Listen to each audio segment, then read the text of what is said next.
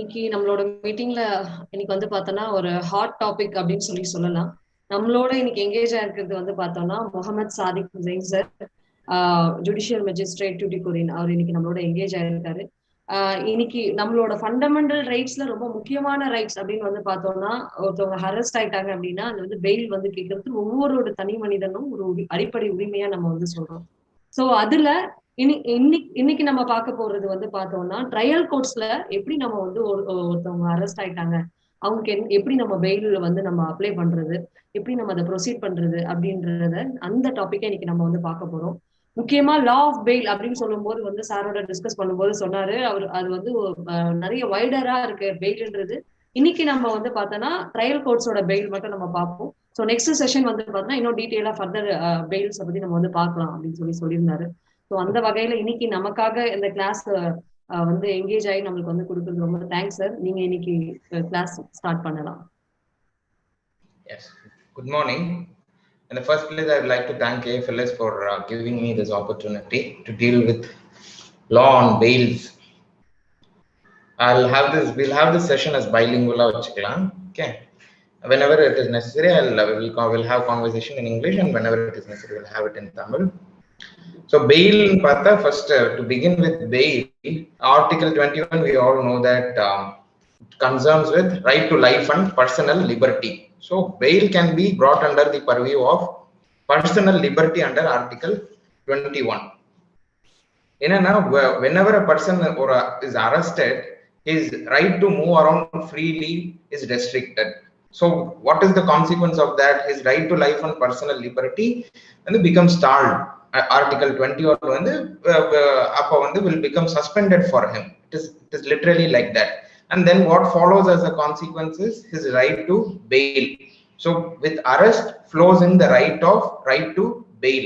So அதனால தான் ஒரு பர்சனை அரெஸ்ட் பண்ணும்போது வந்து DK Basu versus State of West Bengal கேஸ்ல இருந்து ஆரம்பிக்கக்கூடிய அந்த ஒரு பிரின்சிபல் என்னன்னா, right to life and personal liberty concerns right to this right to bail. So whenever a person is arrested, his right to bail has to be informed. இது வந்து criminal procedure கோட்ல வந்து செக்ஷன் 50ல வந்து 50A இதெல்லாம் வந்து it is incorporated. If you see section 50 criminal procedure code, person arrested to be informed of grounds of arrest and right to bail. I'll just read out the concerned portion of that. Every police officer or other person arresting any person without warrant shall forthwith communicate to him full particulars of the offence for which he is arrested or other grounds for such arrest. Clause 2. Where a police officer arrests without warrant any person other than a person accused of a non-bailable offence, he shall inform the person arrested that he is entitled to be released on bail and that he may arrange for sureties on his behalf. So in the 50th section padikumbodhu, what section has to be read along with is section 41D of criminal procedure code. Right of arrested person to meet an advocate of his choice during interrogation. இது எதனாலன்னா வந்து section 50ல right to பெயில inform பண்ணிடுறோம். when right to bail can be exercised அப்படின்னா only when his relative or his advocate is informed na right to bail. அப்பதான் வந்து அவருக்கு வந்து he can exercise that right by filing a bail application. So this bail etymology என்னன்னு ஒரு ஷார்ட்டா பார்த்தோம்னா, bail is derived from a French word to give அப்படிங்கிற வார்த்தையில இருந்து டிரைவ் ஆகி வந்திருக்கு இந்த பெயில்ங்கிற வார்த்தை. It is incorporated in section 436, 37, 38, 39. இந்த செக்ஷன்ஸ்ல எல்லாம் வந்து bail has been made as a part of criminal procedure code. Same என்ன ஃபண்டமெண்டல்ஸ் வந்து 436, 37ல எல்லாம் என்ன இருக்கோ அதே தான் it is applicable in the constitutional courts as well. எதுல டிஃபரன்ஸ் வரும்னா வந்து the condition which is being imposed by the high court or by the trial court, இதுல தான் வந்து இந்த bail கொடுக்கக்கூடிய இதுல வந்து differences வரும். It depends upon the nature of the offense. Simple example இருந்து ஆரம்பிக்கலாம். Section 436 CRPC. 436 CRPC என்னது? Bail in case of I'll share my screen in some time. Bail in case of a bailable offense and a cognizable offense. What is a cognizable offense? Cognizable offense when the police can suo motu take action. For example, ரெண்டு பேர் ரோட்ல சண்டை போட்டுக்கிட்டு இருக்காங்க அப்படின்னா it is a cognizable offense. It comes under 323 IPC simple hurt, 324 IPC weapon use பண்ணி simple hurt, 325 IPC grievous hurt, 326 இந்த மாதிரி இதெல்லாம் வந்து cognizable offense குள்ள கொண்டு வரலாம். So இந்த மாதிரி offenseல bailable offense எது அப்படின்னு பார்த்தோம்னா 323 IPC is a bailable offense. So we can bring 323 IPC. A and B வந்து ரோட்ல சண்டை போட்டுக்கிட்டு இருக்காங்க. It is a cognizable offense. Police is taking cognizance of that offense. அப்புறம் என்ன பண்றாங்க, அவங்க ரெண்டு பேரையும் அரெஸ்ட் பண்ணி போலீஸ் ஸ்டேஷன் கொண்டு வராங்க. So it falls under, naturally falls under 436 IPC. We can add any other provision like 294B. They are abusing each other in a filthy language. அந்த section வந்து 294B will get attracted. So 294B and 323 IPC ல A and B வந்து charge பண்ணி station கொண்டு வராங்க. இந்த மாதிரி இன்ஸ்டன்ஸ்ல என்ன பண்ணலாம்னா, it is not necessary that they should move a bail application before the magistrate. Two things are possible in this. Either the police can arrest A and B, remand them and produce them before a magistrate, or either police can execute a personal bond of A and B and leave them at large in the station itself. இதுதான் வந்து common நாமன்கிளேச்சர்ல என்ன சொல்றோம், station பெயில்னு சொல்றது. இந்த station பெயில்ங்கிறது ஒண்ணும் இல்ல, police வந்து arrest பண்ணி ஸ்டேஷனுக்கு கொண்டு வந்து பெயிலபிள் அஃபென்ஸா இருந்துச்சுன்னா அவங்களே ஒரு பாண்ட் எழுதி வாங்கிக்குவாங்க. Even in cases of for example ஒரு ஆக்சிடென்ட் நடக்குது அப்படின்னா வந்து இந்த மாதிரி 304A வர கேசஸ்ல கூட வந்து பெரும்பாலான கேசஸ்ல என்ன செய்யறாங்க, ஒரே ஒரு டெத் மட்டும் இருக்கு, depending upon the nature gravity of that offence. ஒருத்தர் இறந்து போயிட்டாரு அப்படின்னா என்ன செய்வாங்க, 279, 337, 338 இதெல்லாம் வந்து accident related hurt, simple hurt, grievous hurt ரிலேட்டடான ஆஃபென்ஸ். ஸோ இப்போ 279 ரேஷ் அண்ட் நெக்லிஜென்ட் டிரைவிங், அதுல வந்து 337 அட்ராக்ட் ஆயிடுது, 338 வந்துருது, ஆர் 304A வந்துருது அப்படின்னா என்ன பண்ணுவாங்க, ஸ்டேஷன்ல வந்து அவங்களுடைய ஒரு எனி 2 ஐடி கார்ட்ஸ், ஒரு ஆதார் கார்டோ ஒரு ஓட்டர் ஐடி ஏதாவது ஒன்று வாங்கிட்டு அப்புறம் 2 ஷூரிட்டிஸ் வாங்கிட்டு விட்டுருவாங்க. These all falls under the category of bailable offence under section 436 CRPC. I'll open the slide so that you can see the classification of the different types of bail.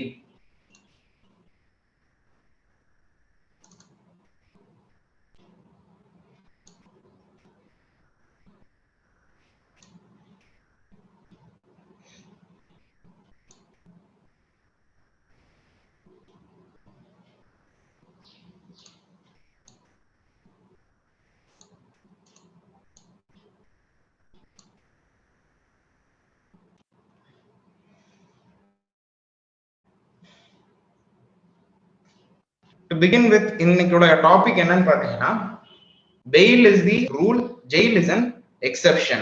So this is the famous saying which is observed by Honorable Justice Krishna here in this judgment called referred as Motiram versus State of Madhya Pradesh.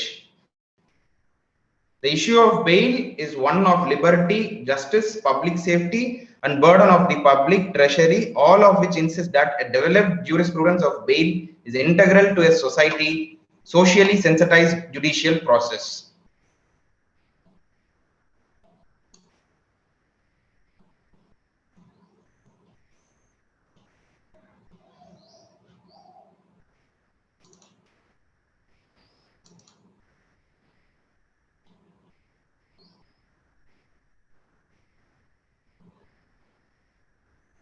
State of Motiram versus Madhya Pradesh judgment la da vandu this principle was evolved, which is my visible Shrija in the judgment theriyudha screen la theriyudhu.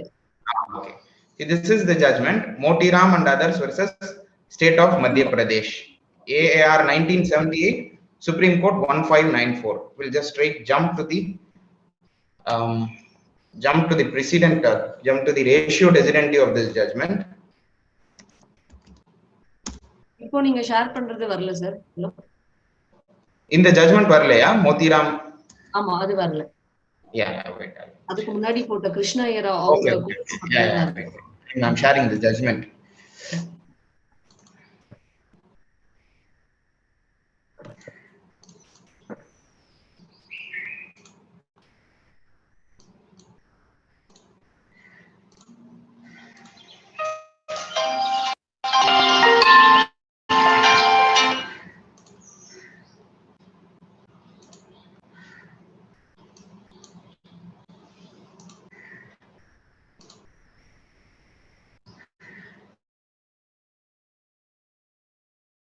Just give me. Okay, Motiram or Supreme Court.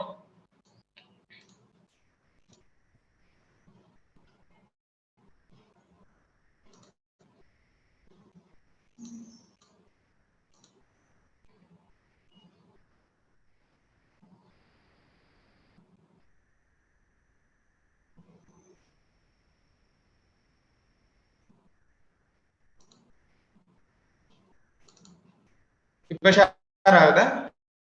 Yes sir, இப்போ share ஆகுது. இப்போ நீங்க select பண்றது தெரியுது. Yeah. Okay. This is a famous judgment which is often cited in very many plethora of cases. See, this is the ratio decidendi. The truth perhaps is that indecisive and imprecise language is unwittingly used, not known the draftman's gold rule. This follows.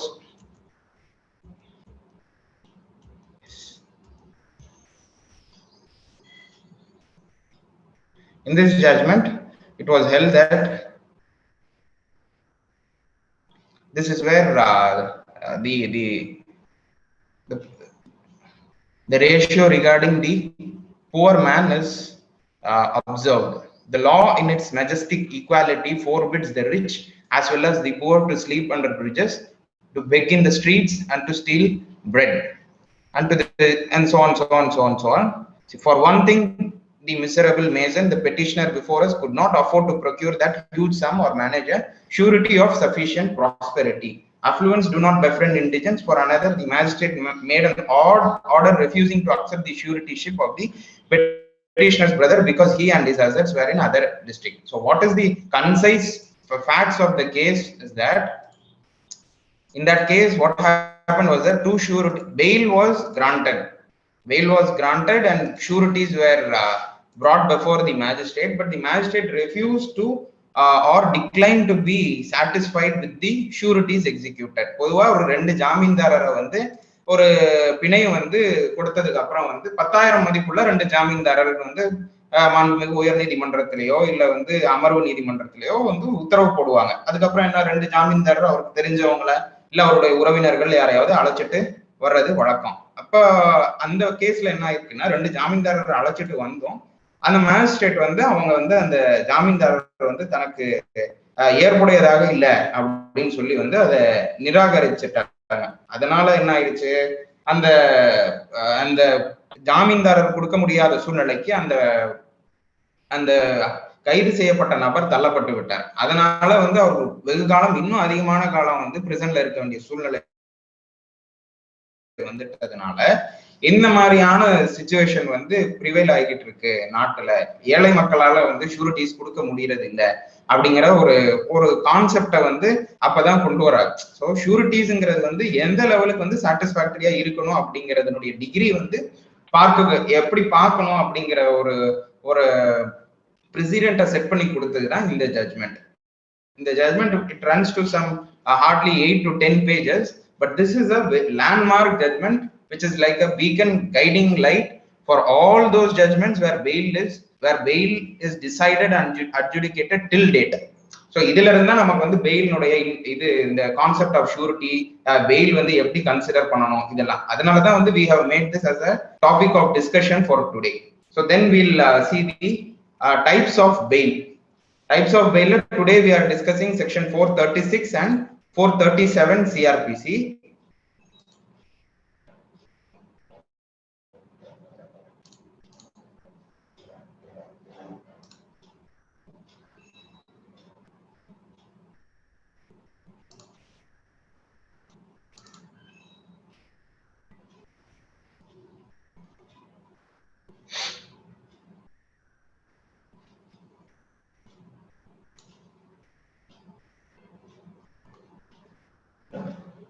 These are the different types of bail. Bail in bailable offenses, bail in non-bailable offenses, anticipatory bail, bail on default, interim bail, and bail after conviction. I'll share this PDF with you after the session is over so that you can have a glance of, have a look at the various decisions and precedents with regard to granting bail. So we'll now come to first section. 430 provisions as to bails and bail bonds commences from 436 until 450. So section 436 is bail in a bailable offense. As you all know that ஒரு person arrest பண்ணதும் 24 hours la magistrate கிட்ட produce பண்ணனும், and then depending upon the nature of that case வந்து the magistrate will either remand him to judicial custody, or he can refuse to remand the person and he can ask the person to execute a own bond. So this is how section 436 can be classified. Section 436, accused shall be released on bail as a matter of right. Court may refuse to release him on bail, but a person has failed to comply with conditions of bail. So these are all the fundamentals of section 436. As I said, 323 294 below offense commit பண்ணி police station கூப்பிட்டு வராங்க, அவர் magistrate கிட்ட produce பண்ணியும் own bond release பண்ணலாம் அவங்க magistrate, or he can either be remanded to judicial custody or police can release him on own bond. So அப்ப என்ன பண்ணுவாங்க, ஒரு பாண்ட் எழுதி வாங்கிக்குவாங்க. இந்த பர்சன் கிட்ட இருந்து வந்து நான் இந்த 10,000 ரூபாய்க்கு வந்து இந்த ஒரு ஆதார் கார்டோ ஒரு ஓட்டர் ஐடியோ கொடுக்குறேன் அந்த மாதிரி சொல்லி ஒரு 2 ஜாமீன்தாரரை வந்து கோர்ட்டுக்கு அழைச்சிட்டு வந்து அந்த பாண்ட்ல வந்து அவங்க சிக்னேச்சர் போட்டு அவங்க போட்டோகிராஃப்ஸ் வாங்கிட்டு அவங்கள வந்து அன்னைக்கே அப்பவே வந்து ரிமாண்ட் பண்ணாம ரிலீஸ் பண்ணலாம். Or the magistrate can subject him to judicial custody, அதுவும் பண்ணலாம். Or the police can arrest the person and he can let them go, he can enlarge them on bail in the police station itself. அது வந்து போலீஸுக்கு வர authority வந்து சிஆர்பிசில இருக்குது. எந்த ப்ரொவிஷன்ல வருதுன்னா it comes under section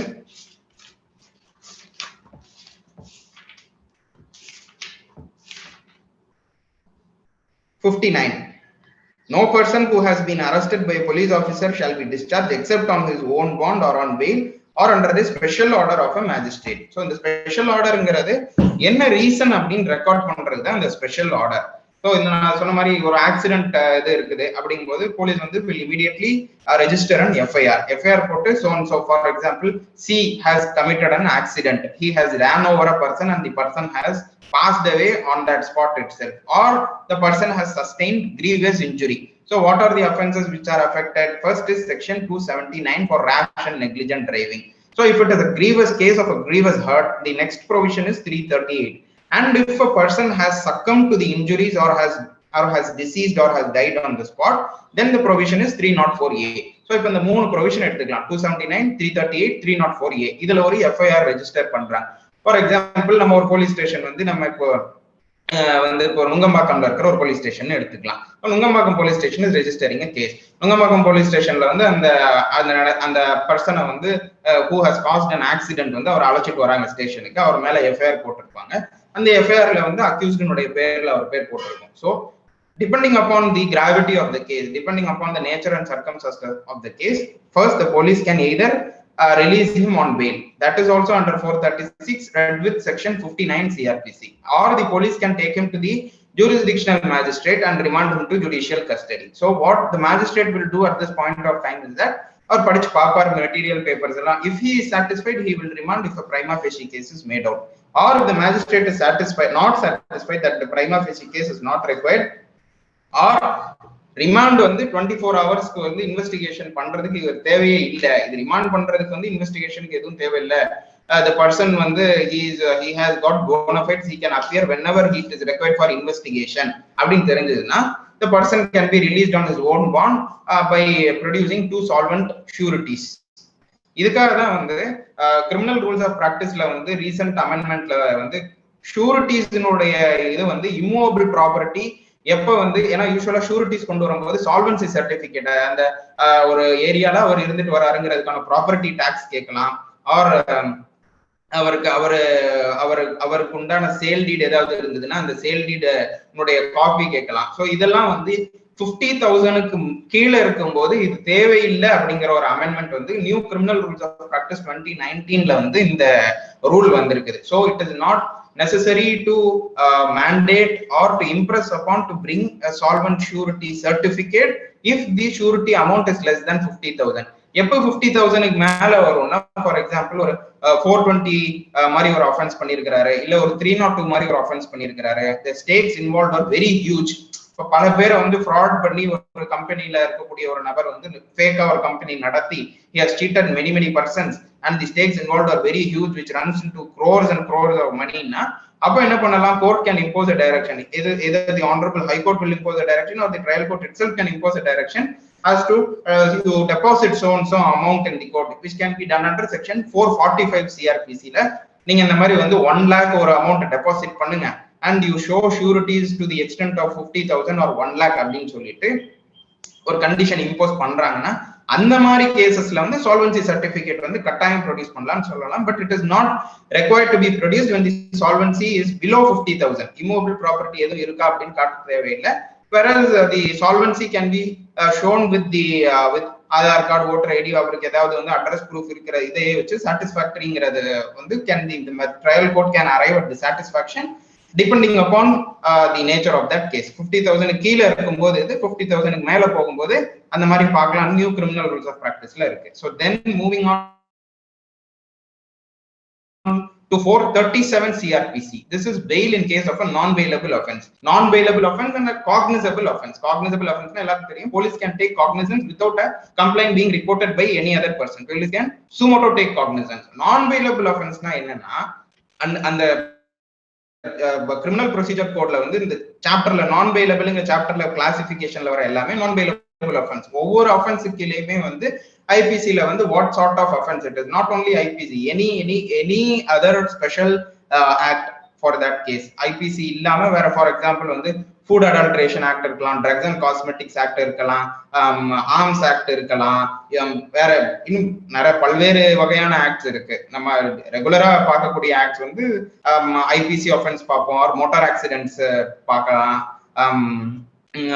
wild life protection act பார்ப்போம், biodiversity act, இந்த மாதிரியான வேரியஸ் அதர் ஆக்ட்ஸ்ல every offense will be classified in a special statute, and in IPC for under each offense we will find the nature of that offense, whether it is a compoundable or not.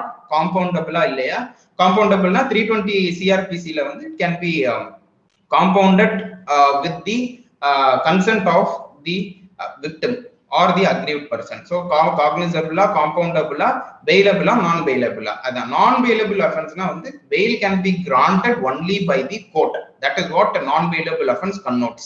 bail cannot be granted by the police at their whims and fancies. bail can be granted only, a person can be enlarged on bail only by the court. that is a non bailable offense. court la or application for bail under 437 move panna mattumna non bailable offense under section 437 CRPC la வந்து bail can be granted. அந்த bail உடைய conditions என்னன்னு நம்ம இப்ப பார்க்கலாம்.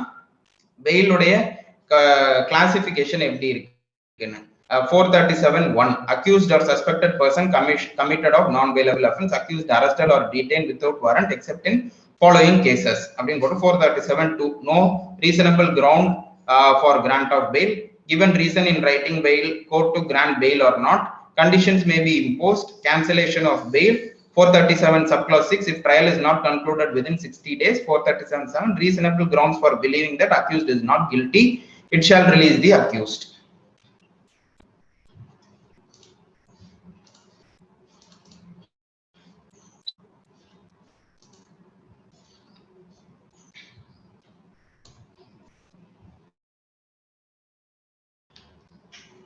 so இப்போ 437 CRPC னுடைய starting எடுத்துக்கிட்டோம்னா 437 commences when any person accused of or suspected of commission of any non-bailable offense is arrested or detained without warrant by an officer in charge of a police station or appears or is brought before a court other than high court or court of session, he may be released on bail. but அப்படின்னு போட்டு 1 2 3 4 5 6 இந்த மாதிரி தன clauses இருக்கு. so இதுல என்னன்னா யூசுவலா என்ன ஒரு bail application 437 CRPC ஒரு எக்ஸாம்பிளோட பார்க்கலாம். A and B வந்து ரெண்டு பேரும் வந்து they are fighting, they are arguing with each other and they are involved in a scuffle. ரெண்டு பேரும் ஒருத்தர் அடிச்சுக்கிறாங்க. இப்போ ரெண்டு பேரும் ஒருத்தர் ஒருத்தர் அடிக்கிறதுக்கு முன்னாடி தகாத வார்த்தையில திட்டிட்டு பொதுமக்களுக்கு வந்து இடையூறு ஏற்படுற வகையில வந்து ரோட்ல நின்று சண்டை போட்டுக்கிட்டு இருக்காங்க. அப்போ என்ன ஆகுது, ஏ வந்து பிஏ வந்து அடிச்சிடுறாரு, ஒரு கல் எடுத்து அடிச்சிடுறாரு. அப்போ என்ன, பிக்கு வந்து கண்ணுல வந்து அடிபட்டுருது. இப்ப பியும் வந்து அவர் அடிச்சிடுறாரு, பி வந்து ஏ அடிச்சிடுறாரு, ஏ பி அடிச்சிடுறாரு. அவர் கல்லை வச்சு அடிச்சிருக்காரு ஏ பி வந்து கையை வச்சு அடிச்சிருக்காரு. இப்ப பி வந்து 294 பி 323 இந்த ஆஃபென்ஸ் கமிட் பண்ணி ரெண்டு பேரும் ஒருத்தர் மிரட்டி இருக்கிறாங்க. அதனால அவருக்கு ஒரு 506 part 2, இவரு 506 part 2. ஏ பி கல்லால் அடிச்சு அவருக்கு கண்ணுல வந்து கிரீவஸ் ஹர்ட் ஏற்பட்டுருது. அதனால என்ன ஆகுது, அவருக்கு கண்ணுல அடிபட்டதுனால அது 326 ஐபிசில கொண்டு வரும். இப்ப ரெண்டு பேருக்கு 294 பி, அவருக்கு 323, ஒரு 326, 506 part 2 இந்த offense வந்துருது. So now this is a cognizable offense first, and then it is a non-bailable offense because 506 part 2 is there. சில ஸ்டேட் அமெண்ட்மெண்ட்டும் பார்த்துக்கணும் நம்ம. சில ஸ்டேட்ல வந்து ஹர்ட் வந்து நான் பெயிலபிள் அஃபென்ஸா இருக்கிற ஸ்டேட்ஸும் இருக்கு, பெயிலபிள் அஃபென்ஸ். நம்ம இப்ப இருக்கிற அமெண்ட்மெண்ட் படி வந்து 506 part 2 வந்து நம்ம இப்போ நான் பெயிலபிள் கிளாசிபிகேஷன்ல தான் வச்சிருக்கிறோம். இப்போ 506 part 2 கொண்டு வந்துடும்.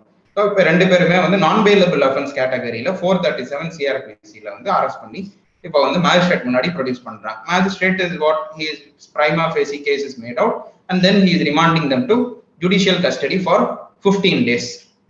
15 days remand பண்ணி முடிச்சதுக்கு அப்புறம் what the magistrate will ask and what the magistrate will inform is that உங்களுக்கு இந்த மாதிரி வந்து பெயில் அப்ளிகேஷன் மூவ் பண்றதுக்கு வந்து தகுதி இருக்குதா, உங்களுக்கு வசதி இருக்குதா எல்லாம் கேட்பாங்க. He will inform them the grounds of arrest, whomsoever is informed about the arrest, and their financial capacity to move a bail application before a court of law. So இப்ப கேட்டு முடிச்சதுக்கு அப்புறம் அவர் வசதி இருக்குது அப்படின்னு சொன்னாருன்னா, வசதி இருக்கிறத ரெக்கார்ட் பண்ணிட்டு he can move a bail application on his behalf through any advocate of his choice. அவருக்கு வசதி இல்ல அப்படின்னு சொல்லும் போது என்ன பண்ணணும்னா, his case should be referred to the taluk legal aid or taluk legal aid, district legal aid or district legal aid, or state legal aid services authority. So on receipt of such a communication from the concerned court, the concerned legal aid services authority will forward his case, and they will nominate an advocate to represent for that accused and arrested person. So இப்படியாக பெயிலினுடைய process வந்து procedure வந்து will kick off, will start. இப்போ fail application next day கோர்ட்ல வந்து move பண்றாங்க. இப்போ fail application move பண்ணும்போது what are the grounds that will be brought, இந்த மாதிரி வந்து so and so was not involved in that offense, or he was actually a victim, இப்படி எல்லாம் சொல்லி வந்து கிரவுண்ட்ஸ் வந்து இன்கார்பரேட் பண்ணி ஒரு அப்ளிகேஷன் மூவ் பண்ணுவாங்க. ஸோ அந்த அப்ளிகேஷன் மூவ் பண்ணதுக்கு அப்புறம் 437 சிஆர்பிசில இது வந்து what we are looking now is a bail before a magistrate court, not before a sessions court, before a magistrate court. So இப்போ என்ன பண்ணுவாங்க, யூஷுவல் ப்ரொசீஜர் இஸ் தட் 437 சிஆர்பிசில வந்து பெயில் மூவ் பண்ணதும் magistrate will record the bail application move, will hear the arguments or hear the submissions made by the counsel for that arrested person, and then he will இப்போ இதுல தான் வந்து என்ன கொண்டு வரலாம் அப்படின்னா ரெண்டு பாசிபிலிட்டிஸ் இருக்கு. ஒன்னு பாசிபிலிட்டி இல்ல, it is a common procedure which is followed. One is that notice will be given to the prosecutionல தான் வந்து they will make any objection for granting of bail. இந்த மாதிரி வந்து he has many previous cases அப்படின்னு சொல்லி கொண்டு வரலாம். இல்ல the person who attacked is still under treatment, அவர் ஹாஸ்பிட்டல்ல தான் இன்னும் இருக்கிறாரு, his condition could become critical, so the release of this person might endanger the public அப்படின்னு அப்ஜெக்ட் பண்ணலாம். ஆர் இந்த மாதிரி வந்து investigation is not still over in that case, so until completion of investigation his remand in judicial custody is required, he should not be enlarged on bail. இந்த மாதிரி objections ஜெனரலான objections பண்ணுவாங்க. And the other hand என்ன பண்ணலாம், இப்போ ஏபியால பாதிக்கப்பட்ட scene ஒரு நபர் இருக்கிறார்.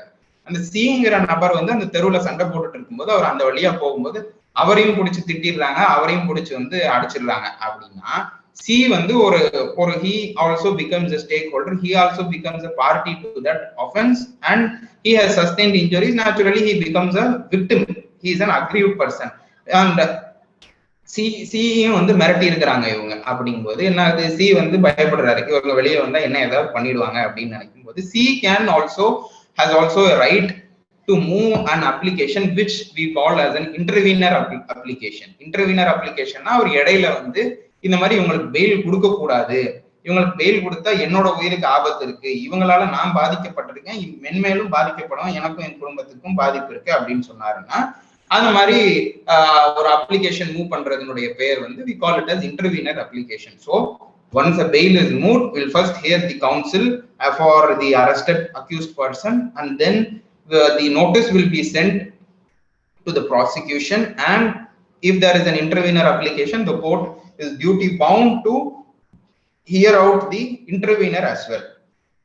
இதுல இன்னொரு clause என்ன பார்க்கணும்னா under section 437 CRPC,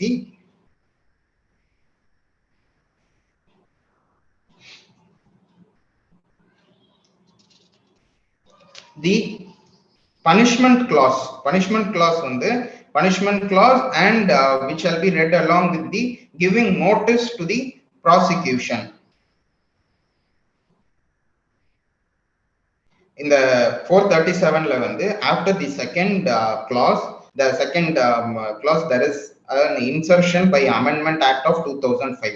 If you could all take this CRPC, you can see that provided also that no person shall, if the offense alleged to have been committed by him is punishable with death, imprisonment for life, or imprisoned for 7 years or more, be released on bail by the court under this subsection without giving an opportunity of hearing to the public prosecutor.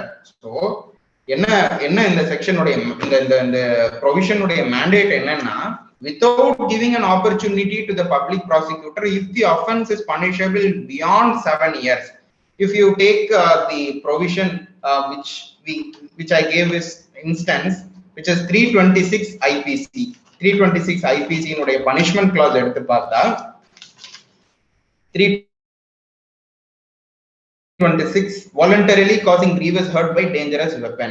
The offense under this section is cognizable, non-bailable, non-compoundable and triable, and the punishment is with imprisonment of either description for a term which may extend to 10 years and shall also be liable to fine. So this is a provision which automatically falls under this clause.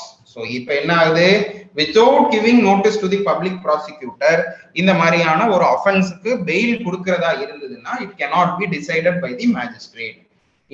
இதனுடைய இன்னொரு connotation என்ன ஆகுதுன்னா, whether bail can be granted without giving notice to the public prosecutor means yes, it can be granted, but the requirement of law sometimes makes it mandatory that notice shall be given to the public prosecutor, because there are number of instances where the court might not know about the criminal history or the antecedents of a person. So while deciding a bail, antecedents are very very significant. ஒருத்தருடைய பின்புலம், ஒருத்தருடைய என்ன criminal nature, அவர் இதுக்கு முன்னாடி வந்து maybe he could be a history sheeter, அதாவது அவர் சரித்திர பதிவேட்டு குற்றவாளியாக கூட இருக்கக்கூடும். அவர் அப்படிப்பட்டவரா அப்படிங்கிறது வந்து பொதுவா வந்து நீதிமன்றத்திற்கு ப்ராசிக்யூஷன் வந்து எழுத்து மூலமாகவோ இல்ல வந்து அந்த ஸ்டேஷன் ஹவுஸ் ஆபீசர் இன்ஸ்பெக்டரோ சப் இன்ஸ்பெக்டரோ இல்ல வந்து ப்ராசிக்யூட்டர் வந்து கோர்ட்ல தெரிவித்தால் மட்டும்தான் இன்னார் வந்து தேடப்படக்கூடிய ஒரு குற்றவாளியாக பல்வேறு வழக்குகளில் இருந்து வருகிறார், இவரை வந்து இப்பதான் வந்து நாங்க செக்யூர் பண்ணியிருக்கிறோம் அப்படிங்கிற தெரிய வரக்கூடிய தகவல் எப்போது கிடைக்கும் அப்படின்னா ப்ராசிக்யூஷனுக்கு தகவல் கொடுக்கும் போது மட்டும்தான் தெரியும். அதனால ப்ராசிக்யூஷனுக்கு ஒரு தகவல் கொடுப்பது என்பது வந்து நடைமுறையில் ஒரு வழக்கமாகிவிட்டது என்பதை வந்து ஏற்றுக்கொண்டு மறுக்க முடியாத ஒரு உண்மைதான் அது. அதனால வந்து ப்ராசிக்யூஷனுக்கு notice, there is no harm in giving notice to the prosecution, and after hearing that bail application can be very well decided. So giving notice to the prosecution, hearing out the intervener if there is an intervening application, and then passing a conditional order. Every bail is a conditional bail. So எல்லாருமே நாமன்கிளேச்சர்ல என்ன சொல்லுவாங்க, அவருக்கு வந்து பிணையில வந்திருக்கிறாருன்னா வந்து conditional பெயில்ல வந்திருக்கிறாரு, அதாவது வந்து நிபந்தனை ஜாமீன்ல வந்திருக்காரு. எல்லா ஜாமீன்களும் எல்லா பெயில்களுமே வந்து நிபந்தனைகளுக்கு உட்பட்டதுதான். எந்த நிபந்தனையே இல்லாம எங்கே எந்த நீதிமன்றத்திலையுமே வந்து ஜாமீன் வந்து வழங்கப்படாது. பொதுவான சில நிபந்தனைகள் இருக்கும். அந்த நிபந்தனைகள் என்னங்கிறது I'll just show you what are the conditions which are imposed while granting a bail and enlarging an arrested person on bail.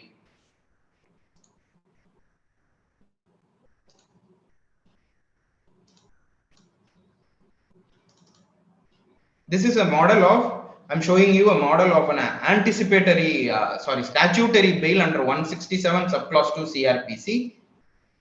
But the conditions for the bailable, non-bailable offences, or for statutory bail or the anticipatory bail, some of the conditions will be the same for all the bails, like execution of sureties, to cooperate for investigation, not to leave the jurisdiction without prior information. All these conditions will be same, and it is sine qua non. Sine qua non means it's condition which will be essential, because investigation will not be completed. Investigation complete ஆகிறதுக்கு முன்னாடியே நம்ம வந்து bail grant பண்றதுனால இது எல்லாமே வந்து indispensable.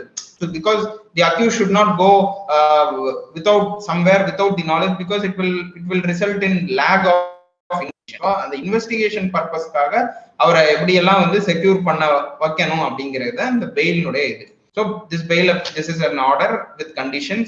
This is the screen visible, Shrija? Shrija's screen is visible? Yes sir, yes sir, தெரியுது visible. Bail application is allowed under the following conditions. The first condition is the petitioner accused shall make himself available for interrogation by a police officer as and when required.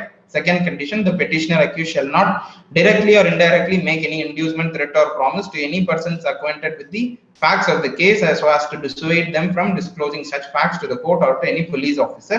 Third condition is the petitioner accused shall not leave India without the previous permission of the court.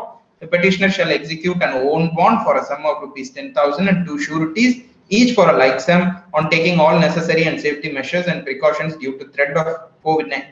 This was passed during COVID in pandemic period. The final condition is the petitioner shall accuse sign and appear and sign before the SHO at 10 AM for a period of 15 days commencing from the date as and when directed by this court. I'll give an instance of a bail dismissal order as well.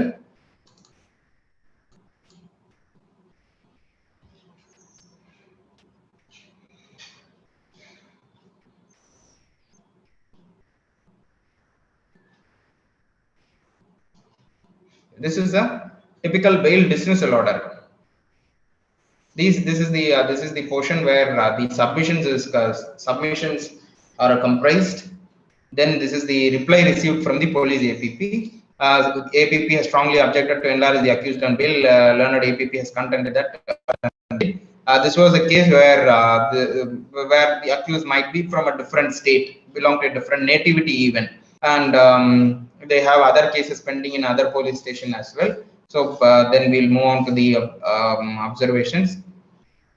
This is these 3-4 cases are very important significant cases where criminal antecedents were considered by the Honorable Supreme Court and bail was denied. This Honorable Supreme Court in Ash Mohammed versus Lalla Babu and another, 2012 9 SEC 446, Neeru Yadav versus State of Uttar Pradesh, and Sudha Singh versus State of Uttar Pradesh, which contemplates that criminal antecedent should be borne in mind at the instance of hearing a bail application. Therefore, considering these objections raised by the prosecution with due diligence in the nature of offences, this court is not inclined to grant bail. In result, this bail application is dismissed. However, the observations made herein will not have any bearing on the trial of this case. So, what transpires from this bail order is that idile vandu bail dismissal order kaga kodukkapatta endha observationume vandu cannot be considered as a binding on the trial of that case. See, trial of the case is different. Trial of the case is based upon the material records which are produced before the court. Exhibits kondu varuvanga adalla nariya trial la vandu it is a different procedure. It is a complete different process altogether. Whereas bail ingradhu ennadhu appadina, like remand eppadi prima facie case irukudun judicial custody ku vandu subject பண்றாங்களோ அந்த arrested person, bail is only for enlarging that person on bail in order to ensure that his personal liberty is not impinged and impacted upon. அப்போதைக்கு அவர் வந்து என்ன material facts படி if he is entitled to be enlarged on bail, he cooperates for investigation, இதெல்லாம் இருந்துச்சுன்னா okay, well and good, he can be enlarged on bail subject to conditions. So this will not have any bearing on the trial of the case. If the bail dismissal order ஆகுது, இவருக்கு criminal ஆன்டிசிடென்ட்ஸ் இருக்குது அப்படிங்கிறது வந்து criminal antecedents-ங்கிறது வந்து trial of the கேஸ்ல தனியா apply பண்ணி பார்க்கணுமே தவிர if he is moving a subsequent bail application, consider that இந்த bail dismissal order பார்த்தோம். இப்போ இதுல வந்து இந்த அக்யூஸ்ட் வந்து பல்வேறு திருட்டு வழக்குகள்ல ஈடுபட்டு இருக்காரு, பல ஊர்கள்ல வந்து பல இடங்கள்ல வந்து செயின் ஸ்நாச் பண்ணியிருக்கிறாரு, பைக் திருடி இருக்கிறாரு, இந்த மாதிரியான ஒரு இது இருக்குது. இது மாதிரியான அஃபென்சஸ் எல்லாம் ஒரு 10 கேஸ் இருக்குது இவர் மேல. பல்வேறு போலீஸ் ஸ்டேஷன்ல வந்து இவர் வந்து தேடப்பட்டு இருக்கிறாரு. இப்பதான் இவர் அரெஸ்ட் ஆகி இன்னொரு 379 theft கேஸ்ல வந்து இவரை ரிமாண்ட் பண்ணி ஜுடிஷியல் கஸ்டடிக்கு அனுப்பிச்சாச்சு.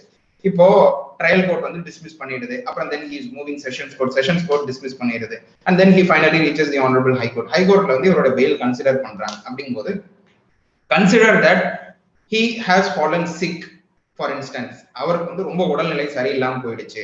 உடல்நிலை சரியில்லாம போறது மட்டுமே வந்து it is not a ground for bail. But in this case his illness and his sickness is made as a ground for granting him bail. His counsel appears before the honorable high court and he submits that my client so he's arrested in this case, he has got so many criminal antecedents அப்படின்னு சொல்றாங்க. But all these are all cooked up cases concocted அப்படின்னு சொல்லி argue பண்ணும்போது court will consider whether his only change of circumstance என்ன, change of circumstance இருந்தா மட்டும்தான் வந்து subsequent bail application will be entertained. This is a common, this is a fundamental, this is the ABCD ன்னு சொல்லலாம். இதுதான் வந்து change of circumstance தான் வந்து basics. Change of circumstance இல்லாம எவ்வளவு subsequent bail application மூவ் பண்ணாலும் வந்து it will not be entertained, because the honorable Supreme Court has held that change of circumstances is what will warrant a new bail application. Otherwise bail application can be dismissed at the threshold. So இப்போ இந்த மாதிரி ஒரு உடல்நிலை சரியில்லைங்கிறது it is a change of circumstance. Or consider that someone has passed away in his family, because his presence is required for that purpose. அப்படின்னா court can grant him bail for limited period, for 5 days இல்ல 10 days அவர் போயிட்டு வர்றதுக்காக மட்டும், for attending the final rites, funeral of that his relative or parents or sibling or any person who is very much acquainted or related to that person க்கு வந்து okay bail is being granted. அப்படிங்கிற கிரவுண்ட்ல change of circumstance இருக்கும்போது bail கொடுக்கலாம். So this will fall under 439. இது வந்து நம்ம will see in a different topic, but this is how 437 ல கமெண்ட்ஸ் ஆகிறது. It will then proceed to 439. 437 ல ட்ரையல் கோர்ட் வந்து டிஸ்மிஸ் பண்ணிருது, மேஜிஸ்ட்ரேட் கோர்ட். அதே மாதிரி வந்து செஷன்ஸ் கோர்ட் டிஸ்மிஸ் பண்ணிருது. and then 439 ல மறுபடியும் அப்பீல்ல போயிட்டு வந்து ஆனரபிள் ஹை கோர்ட்ல வந்து order of bail with conditions. எங்க ஆர்டர் பண்ணாலுமே வந்து any court, even the honorable Supreme Court will pass an order stating that 2 solvent sureties for rupees 10,000 or for rupees 20,000 or whatever the amount is will have to be executed before so and so trial court, and the satisfaction of that so and so presiding officer will be essential for enlarging them. So unless and until the satisfaction of the trial court presiding officer is recorded and it is being complied with, that person will be still behind bars. So satisfaction of the solvent sureties and the other bail conditions which are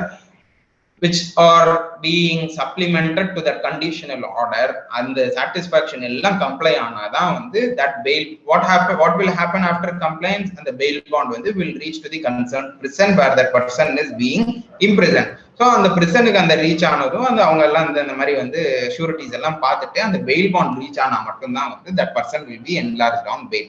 So this is how execution of sureties வரும். execution of sureties இப்பெல்லாம் வந்து நீங்க criminal rules of practice எடுத்து பாத்தீங்கன்னா ஷூரிட்டிஸ்க்கு வந்து ஒரு தனி memorandum இருக்கும், பாண்ட் இருக்கும், பாண்ட் போக தனியா ஒரு மெமரண்டம் இருக்கும். கிரிமினல் சைட் பிராக்டிஸ் பண்றவங்க நல்லா தெரிஞ்சு போட்டோகிராஃப் போட்டுவீங்க. ஷூரிட்டிஸனுடைய ரிலேஷன்ஷிப் என்ன, ஷூரிட்டிஸ் வந்து எப்படி எத்தனை காலமா இவங்களுக்கு தெரியும், அவங்களுக்கு வந்து என்ன ஆதார் கார்டா என்ன ஓட்டர் ஐடியா என்ன கொடுக்குறாங்க, அதெல்லாம் நீங்க வந்து அனெக்ஸ் பண்ணி வச்சு மேஜிஸ்ட்ரேட் கிட்ட ட்ரையல் கோர்ட்ல வந்து கொடுத்தது. மேஜிஸ்ட்ரேட் வில் அதை ஹெட் மினிஸ்டரியல் கிளர்க் வந்து வெரிஃபை பண்ணி மேஜிஸ்ட்ரேட் முன்னாடி புட்டப் பண்ணி வச்சிருப்பாங்க. மேஜிஸ்ட்ரேட் அதை வெரிஃபை பண்ணிட்டு வந்து ஷூரிட்டிஸ் ஒருத்தரை அழைச்சு அவங்கள்ட்ட வந்து இவரை எப்படி தெரியும், எவ்வளவு நாளா தெரியும், எத்தனை வருஷமா பழக்கம், உங்க நீங்க ஜாமீனா கொடுக்கறதுக்கு என்ன ஐடி கார்டோ என்ன ப்ரூஃப் கொடுக்குறீங்க அப்படின்லாம் கேட்டுட்டு அதை ரெக்கார்ட் பண்ணிட்டு magistrate will make an endorsement that the solvent sureties have been verified and he is satisfied with them, and then bond will be executed, and then the bond will reach up to the concerned prison, and only then the arrested person will be enlarged on bail. So this is how execution of sureties and passing an order of bail under section 437 CRPC will take place in a court, in a trial court. Ipo nama vandu will see some very recent judgments of the honorable Supreme Court, which speaks about how a bail order should be, evlo concise ah irukanum, apra vandu what are all the essential ingredients of a bail order அப்படிங்கறதெல்லாம் ஒரு 6-7 judgments I have compiled. So we'll see what the judgment speaks about.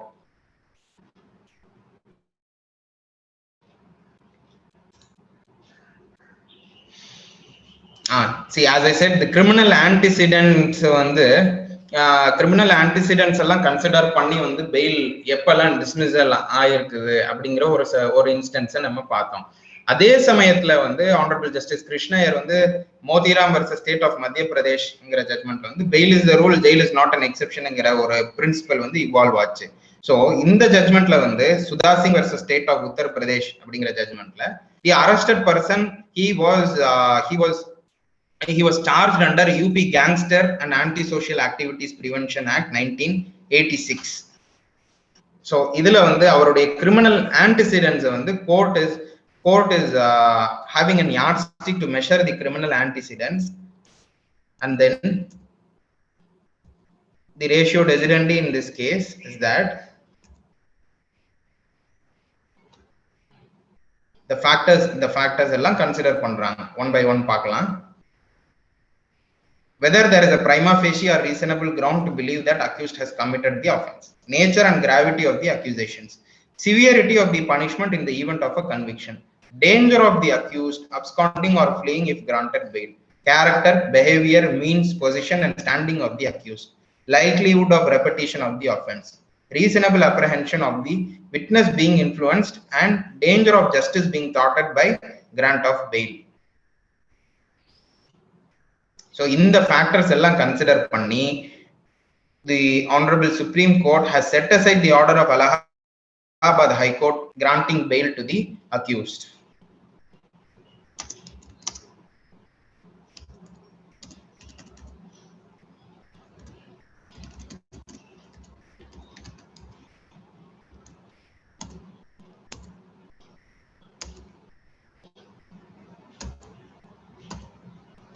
So in this case, the honorable Supreme Court held that bail is the rule and jail is an exception is not applicable to gangsters. So in the mari vandu criminal antecedents irukravanga who are all a threat to the society, who on whom there is an apprehension that if he is enlarged on bail, he'll cause more damage to the society. இந்த மாதிரி இருக்கக்கூடிய நபர்கள், national செக்யூரிட்டிக்கே த்ரெட்டா இருக்கக்கூடிய நபர்கள் அப்படிங்கிற ஒரு apprehension இருக்கிறவங்களுக்கு இந்த principle of bail is a rule and jail is an exception is not applicable அப்படின்ட்டு in a latest judgment which is a reported judgment, criminal appeal number 448 of 2021, I will share this judgment with you. Sudha Singh versus State of Uttar Pradesh, the honorable Supreme Court has held this. And the next judgment is, this is for the courts to be followed, that a bail order should not be cryptic. Cryptic order na vandu reasoning e illada or order, either for dismissal or for allowing a bail. Enna reason kaga vandu so and so bail application is dismissed, so and so bail application innarude bail application is granted and he is enlarged on bail அப்படிங்கிறது வந்து கன்சைஸா இருக்கணும், ப்ரிசைஸா இருக்கணும். அதே சமயத்துல வந்து there should be clarity in that order. That is what the honorable Supreme Court has held in this Kamala Devi versus State of Rajasthan, decided on 11th of March 2022. This is also a reported judgment of Honorable Justice M.R. Shah and Justice Nagarathan Lordship's judgment. Bail, it is not necessary for a court to give elaborate reasons while granting bail, particularly when the case is at the initial stage and the allegations of the offences by the accused do not have been crystallized as such.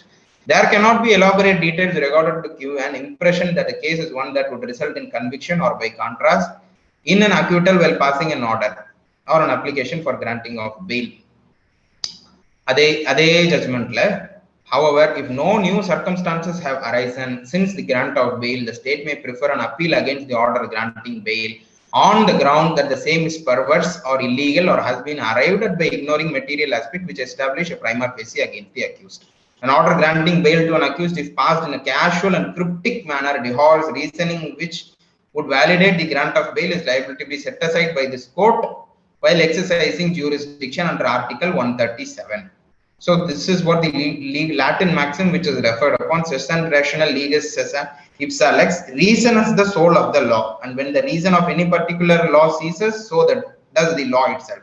In the judgment la cryptic order இருந்ததுனால ஒரு ஒரு ஒரு prima facie case made out ஆகி இருந்தும் court வந்து honourable high court வந்து ஒரு bail order கொடுத்ததுனால that bail order was set aside. The respondent accused are on bail, their bail bond stands cancelled and they are directed to surrender before the concerned jail authorities within a period of 2 weeks from today. So ஒரு bail order, இப்போ முதல்ல சொன்ன மாதிரி ஒரு fail ஆர்டர்ல வந்து அவர் கன்விக்ஷனுக்கு வந்து it இஸ் a fit கேஸா இல்லையா, அவர் உண்மைக்குமே அதை பண்ணியிருக்காரா இல்லையான்னு ஒரு ப்ரோபிங் இன்வெஸ்டிகேஷன் வந்து கோர்ட்டே கண்டக்ட் பண்ணி அவருக்கு இதனால பெயில் கொடுக்க வேண்டாம் அப்படின்னோ, இல்ல வந்து சோ ஏவும் பியும் வந்து சண்டையே போடல அதனால சி அடிபடல, சி அவராவே போய் விழுந்து அடிபட்டுக்கிட்டாரு அப்படின்ட்டு வந்து ஒரு ஃபைண்டிங் கொடுத்தோ, அந்த ஸ்டேஜ்ல பிரிலிமினரி ஸ்டேஜ்ல டிசைட் பண்ண தேவை இல்லை அப்படிங்கிறது தான் வந்து ஆனரபிள் சுப்ரீம் கோர்ட்டினுடைய இந்த பிரின்சிபல். என்ன பார்க்கணும் அப்படின்னா, இந்த மாதிரி ஒரு பிரைமா ஃபேசி கேஸ் வந்து மேட் அவுட் ஆகி அவர் இன்வெஸ்டிகேஷன் வந்து வெளியே போய் வந்து அவர் இடையூறாக இருப்பாரு அப்படின்னு தெரிஞ்சா பெயில் கொடுக்க கூடாது. இடையூறா இருக்க மாட்டாரு, அவர் இன்வெஸ்டிகேஷனோட கோஆபரேட் பண்ணுவாரு அப்படின்னு இருந்ததுன்னா அதுக்கான ரீசன்ஸை ரெக்கார்ட் பண்ணணும். இப்போ இன்னொரு எக்ஸாம்பிள் கூட கொடுக்கலாம். அவருக்கு வந்து இப்போ உடல்நிலை சரியில்லை, அதனால அவர் கட்டாயம் ஒரு பெயில போனாதான் அவருக்கு நல்ல ட்ரீட்மெண்ட் கிடைக்கும், அதே சமயத்துல அவர் இன்வெஸ்டிகேஷனுக்கும் கோஆபரேட் பண்ணுவாரு, போலீஸ் எப்பெல்லாம் வந்து அழைக்கிறாங்களோ என்கொயரி பர்பஸ்க்கு இன்வெஸ்டிகேஷனுக்கு அப்பெல்லாம் அவர் வந்து கோஆர்டினேட் பண்ணுவாரு அப்படின்னு தெரிஞ்சிருந்தா அவருக்கு அப்ப பெயில் கிராண்ட் பண்ணலாம். ஸோ இந்த மாதிரி கண்டிஷன் எல்லாம் போட்டுட்டு ரீசன் கொடுக்கணும். என்ன ரீசன்ங்கிறத வந்து பிரீஃப் டேர்ம்ஸ்ல வந்து அதை வந்து காம்ப்ரமைஸ் பண்ணிட்டு அப்புறமா கண்டிஷனல் ஆர்டர் கொடுக்கணுங்கிறது தான் வந்து ஆனரபிள் சுப்ரீம் கோர்ட்டினுடைய இந்த judgement.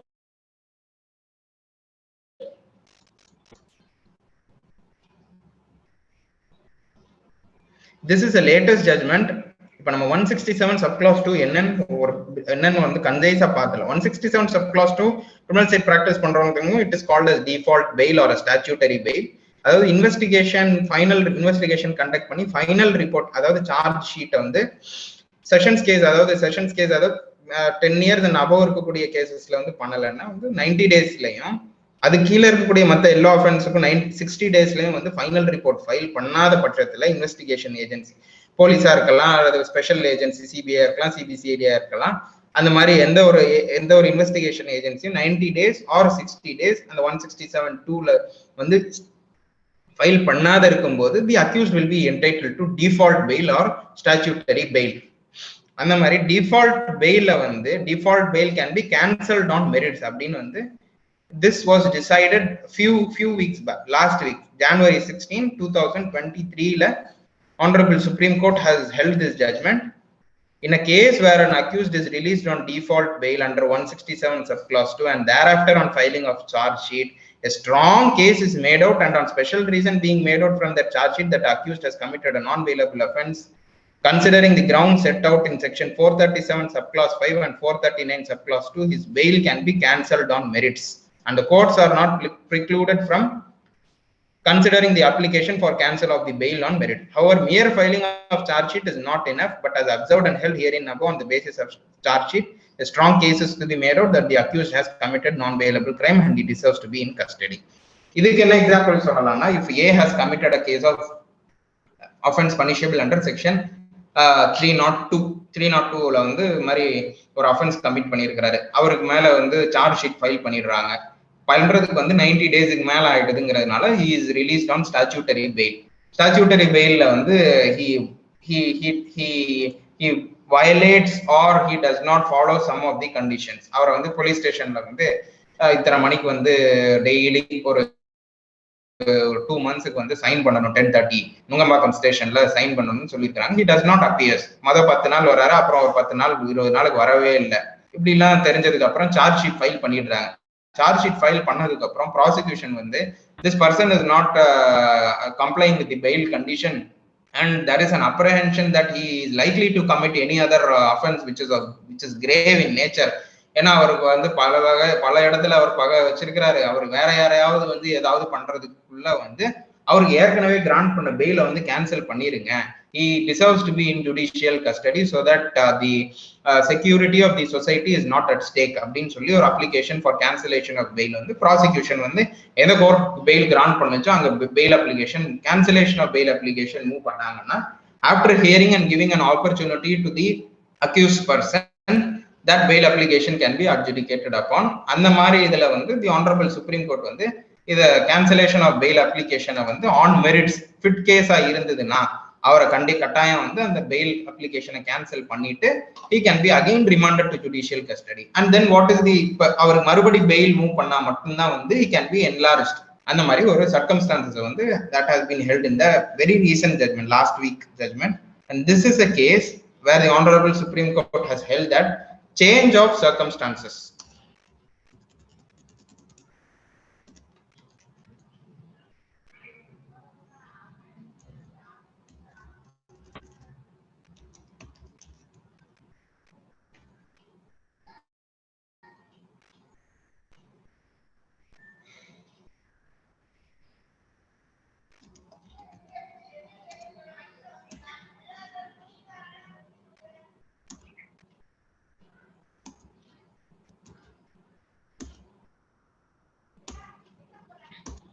yes, in this case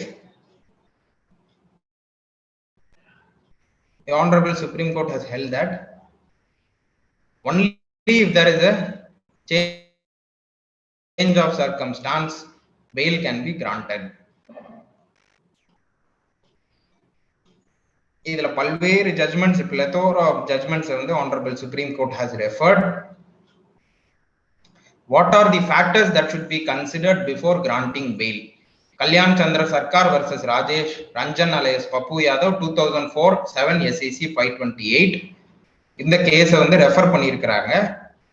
Any order devoid of such reasons would suffer from non-application of mind. It is also necessary for the court granting bail to consider among other circumstances the following factors before granting bail: the nature of accusation and severity of punishment in case of conviction and the nature of supporting evidence. A.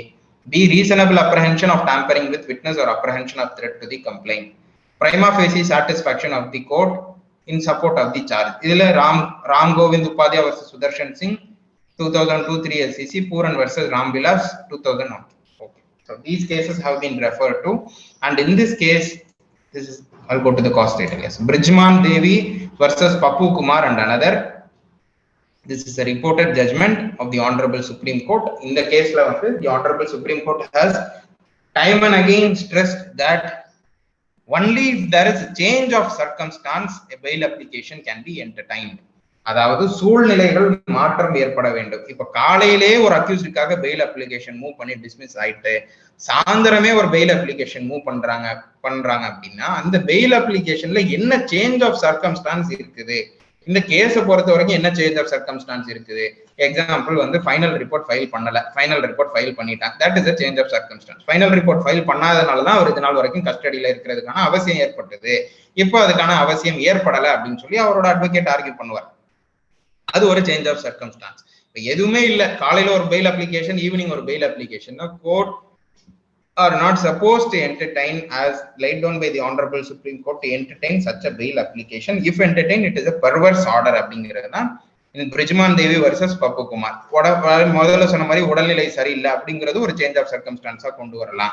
யாராவது குடும்பத்துல வந்து யாராவது death இருந்ததுன்னா அதை attend பண்ண போகணும் அப்படின்னு சொல்லக்கூடியது ஒரு சேஞ்ச் ஆஃப் சர்க்கம்ஸ்டான்ஸாக இருக்கலாம். ஸோ இது எல்லாத்தையுமே தான் வந்து court will have to take into these considerations before granting of bail when there is subsequent bail application filed. So ஒரு subsequent bail application file பண்ணும்போது change of circumstance இருந்தா மட்டும்தான் court entertain பண்ண வேண்டும். And this is the another judgment, recent judgment of the honorable supreme court, decided on passed on 3/1/2023. Guddan alias Roop Narayan versus State of Rajasthan. In this order, the honorable supreme court has held that when the bail application in respect of an offender who has been charged under section 323, 307 and 341, the High Court had suspended the sentence by granting him bail, but imposed strict conditions to deposit fine amount of rupees 1 lakh, along with surety of rupees 1 lakh and 2 bail bonds of rupees 50 lakh. Waiving these conditions, the Honorable Supreme Court has observed excessive conditions imposed on the appellant in practical manifestation acted as a refusal to grant of bail. To can the appellant for not being able to comply with the excessive requirements be detained in custody endlessly?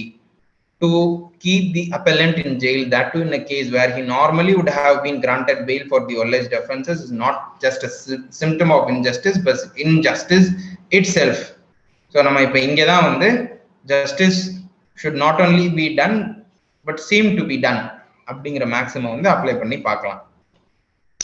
In the judgment, the Honorable Supreme Court has held that in light of the principle நம்ம பார்த்த இந்த topic, இந்த செஷனுடைய topic bail is a rule, jail is an exception உடைய இதை பத்தி பார்க்கும்போது இந்த judgment will squarely be applicable. அதாவது 1 லட்சம் மதிப்புள்ள ஒரு பாண்ட் எக்ஸிக்யூட் பண்ணி 50,000 மதிப்புள்ள வந்து ஜாமீன்தாரர்களை கூட்டு வரணும் அப்படிங்கிறது வந்து அந்த அக்யூஸ்ட் பொறுத்த வரைக்கும் வந்து அது ஒரு முடியாத காரியமா இருக்குது. அப்படிங்கிற ஒரு கண்டிஷனே வந்து அவனுக்கு பெயில் கொடுத்து மறுத்ததுக்கு சமமானது இல்லையா அப்படின்னு கேட்டு ஆனரபிள் சுப்ரீம் கோர்ட் அப்படி ஒரு அப்சர்வேஷன் கொடுத்து has relaxed his condition and has enlarged that petitioner on appellant on bail. So இந்த மாதிரியான ஒரு வந்து நான் feasible, impractical, அவனால கொண்டே வர முடியும். அவனுக்கு வந்து 1000 ரூபாய் கூட வந்து அவனால வந்து கொடுக்கக்கூடிய ஜாமீன்தார் அழைச்சிட்டு வர்றதுக்கு ஜாமீன்தாரே வர முடியாத அளவுக்கு கூட வந்து சில அக்யூஸ்ட் பர்சன்ஸ் இருப்பாங்க. அப்படிப்பட்ட கண்டிஷன்ல வந்து இந்த மாதிரியான கண்டிஷன் இம்போஸ் பண்றது வந்து தட் இஸ் டோட்டலி இன்ஜஸ்ட் அப்படிங்கிற ஒரு அப்சர்வேஷன் வந்து இந்த மாதிரி கொடுத்திருக்கிறாங்க. சோ அந்த மாதிரியான சிச்சுவேஷன்ல கோர்ட் என்ன செய்யலாம்னா, அவருக்கு வந்து அவருக்கு ஆதரவா யாருமே ஜாமீன்தாரர் வரல, அவருக்காக வந்து யாருமே இல்லை அப்படிங்கிற பட்சத்துல என்ன செய்யலாம்னா, பர்சனல் பாண்ட் எழுதி வாங்கிட்டு அவருடைய அட்ரஸ் ப்ரூஃப், ஐடி ப்ரூஃப் ஏதாவது எழுதி வாங்கிட்டு அவரை வந்து he can be enlarged on bail.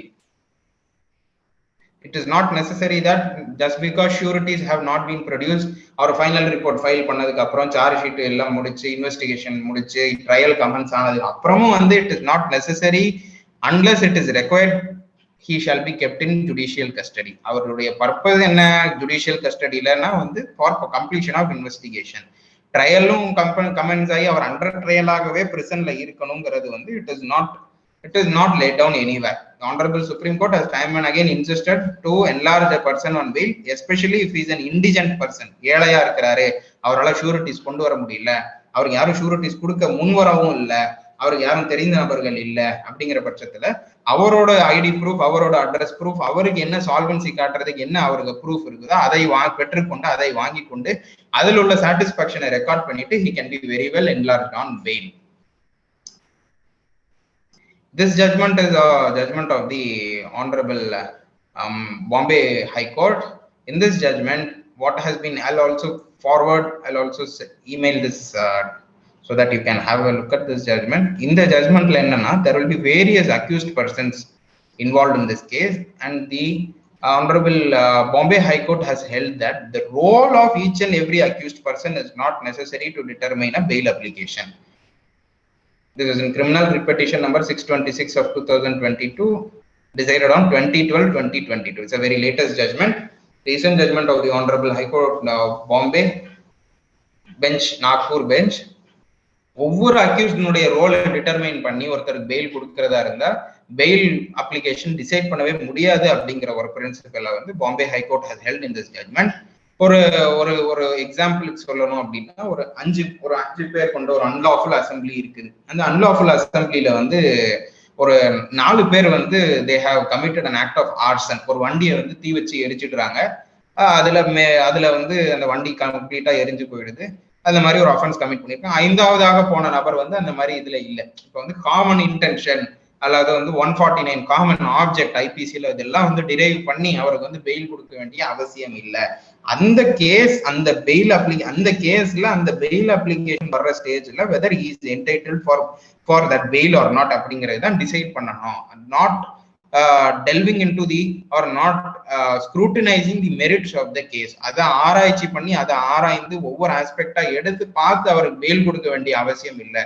அவருடைய ரோலை என்னன்னு டிட்டர்மைன் பண்ண தேவையில்லை. பெயில் அப்ளிகேஷன் டிசைன் அவருக்கு bail entitle prima facie case made அவுட்டா இருக்கா இல்லையா, சாட்டிஸ்பாக்சன் இருக்கா இல்லையா பெயில் கொடுக்கறதுக்கு, அவரை இன்வெஸ்டிகேஷன் ஏஜென்சியோட இன்வெஸ்டிகேஷனுக்கு இல்லை மற்ற ப்ரொசீஜர்ஸுக்கு வந்து கம்ப்ளை பண்ணுவாரா, ட்ரையல் அட்டன் பண்ணுவாரா, இவ எஸ்கேப் ஆகாம இருப்பாரா, அப்ஸ்காண்ட் ஆகாம இருப்பாரா அப்படிங்கிறத கன்சிடர் பண்ணி பெயில் கொடுத்தா போதும். அந்த அந்த சமயத்துல அதை பார்த்தா மட்டும் போதும், அந்த கண்டிஷன்ஸ் கம்ப்ளை பண்ணா மட்டும் போதுங்கிறது that is the judgment of the honourable Bombay high court. And this is also an individual role of each of the accused. This is of the Karnataka High Court. This is also on the same principle, this judgment.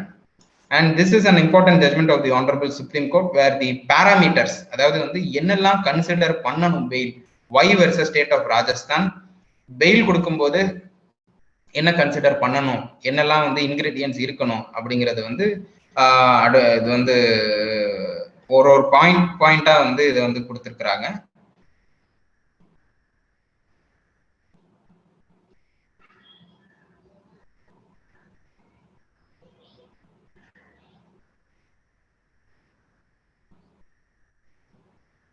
S,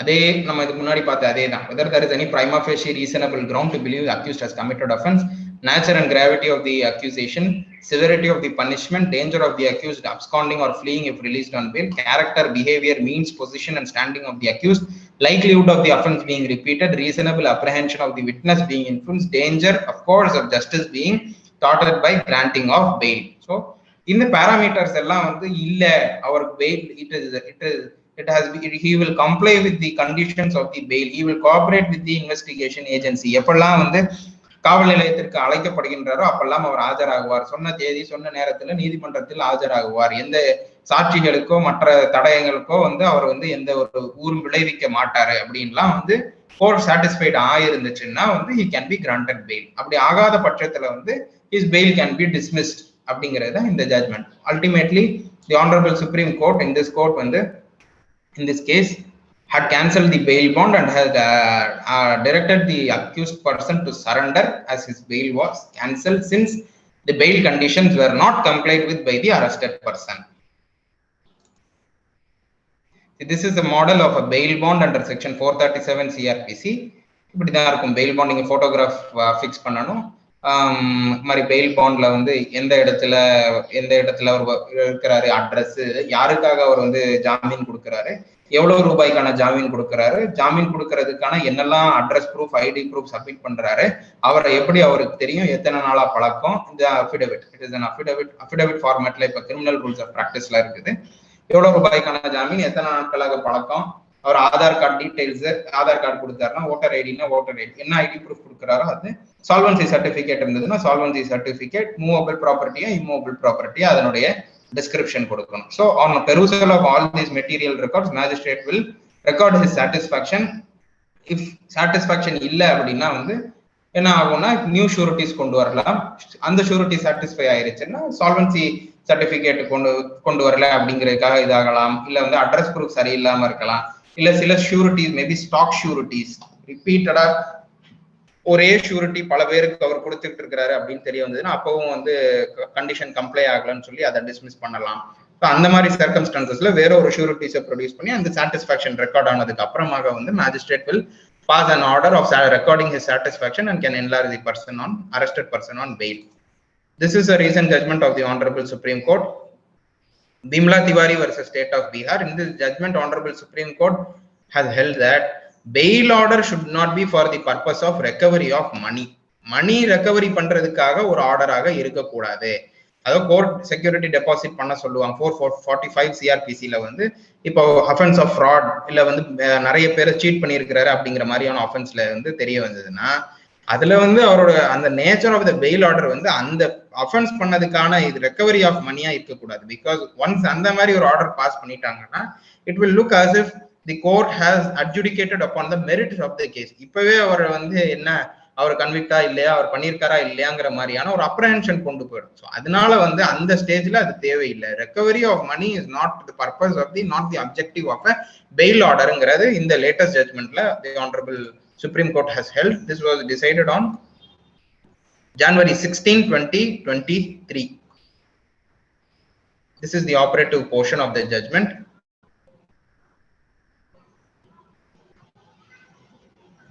Thus, it is noticed that these criminal proceedings are being prosecuted only as money recovery proceedings. We have expressed reservations even as regards the aforesaid order, wherein the High Court has proceeded on the propositions of offer made by the co-accused for payment of rupees 6 lakhs and acceptance thereof by the informant. However, since the said order is not before us, we would refrain from making any directions in that regard.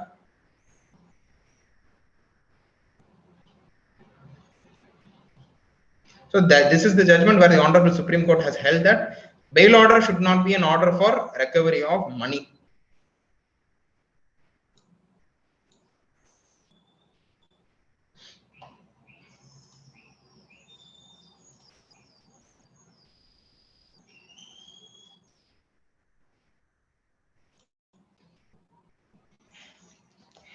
And now we'll have a look at the conditions and complaints of conditions.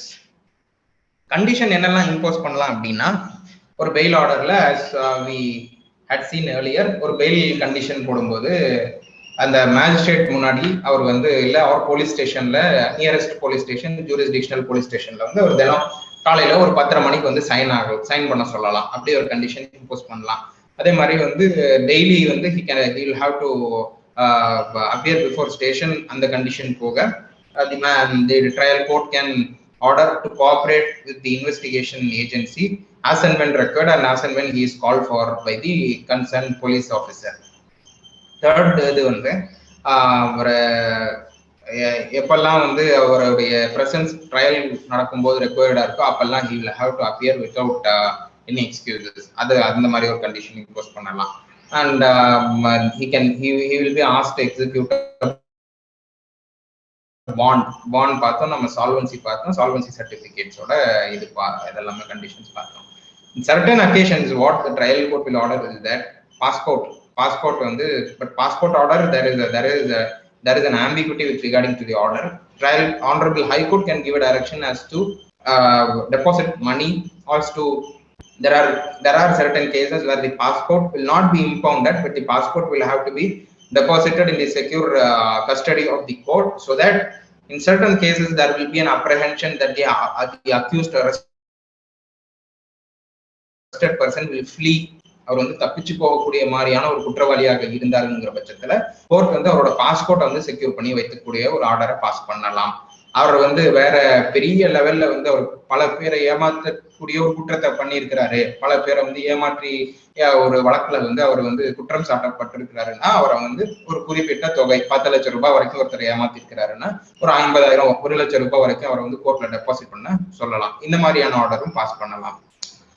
இந்த ஆர்டர்லாம் வந்து முதல்ல சொன்னக்கூடிய ஒரு 4 ஆர்டர்களோட சேர்த்து போடக்கூடிய மற்ற conditional order depending upon the facts and circumstances of each case. சில கேசஸ்ல என்ன ஆகும்னா செஷன்ஸ் கேஸ் எக்ஸாம்பிள், சில கேஸ்ல இப்ப 302 அஃபென்ஸா இருக்கலாம். அந்த மாதிரி கேஸ்ல வந்து ஒரு குறிப்பிட்ட போலீஸ் ஸ்டேஷனுக்கு போய் ஒருத்தர் கையெழுத்து போட போறாரு அப்படின்னா அவருக்கு அந்த இடத்துல வந்து ஒரு அவருடைய உயிருக்கான ஆபத்து இருக்கக்கூடிய மாதிரியான ஒரு சூழ்நிலை இருக்கலாம், அவருடைய பாதுகாப்புக்கு ஆபத்தா இருக்கக்கூடிய ஒரு சூழ்நிலை இருக்கலாம்.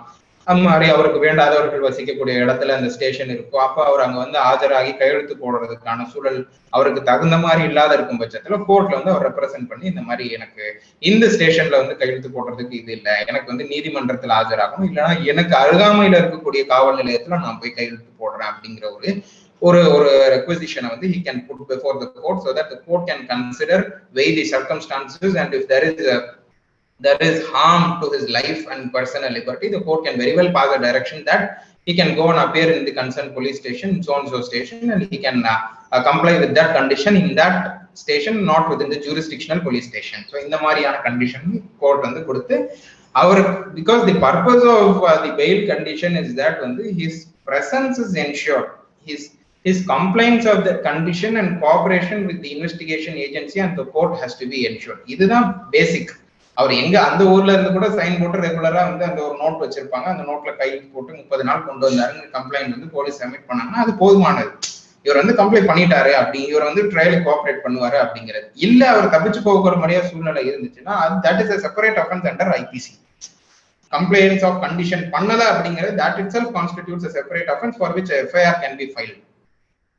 That has been held in PK Shaji versus State of Kerala. In that judgment, வந்து failure to comply with the bail condition itself is sufficient for registering a separate offense for which a separate trial will be conducted. So அந்த மாதிரி அவருடைய பிரசன்ஸை record பண்ணி அவர் வந்து ஒத்துழைப்பு கொடுக்கிறாராங்கிறதுக்காக தான் அந்த fail conditions.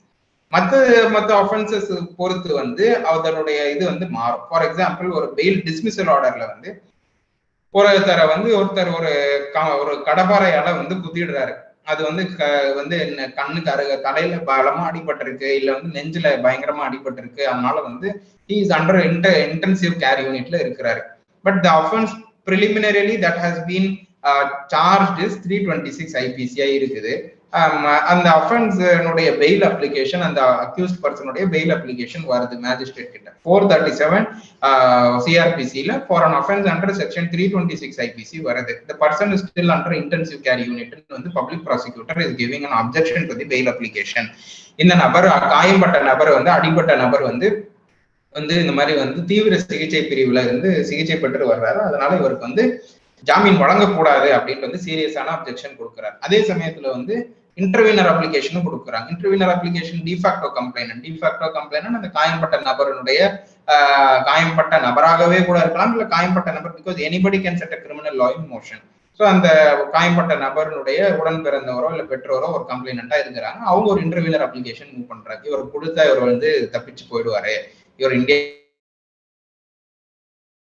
இருக்க மாட்டாரு, இல்ல வந்து ஒத்துழைப்பு கொடுக்க மாட்டாரு, இவரால எங்களுக்கும் ஆபத்து இருக்கு, இவர் வெளியே வரக்கூடாது, இவருக்கு பெயில் வழங்கக்கூடாது அப்படின்னு சொல்லி ஒரு அப்ஜெக்ஷன் பண்றாங்கன்னா, court will have to consider all these objections and will have to scrutinize the bail application.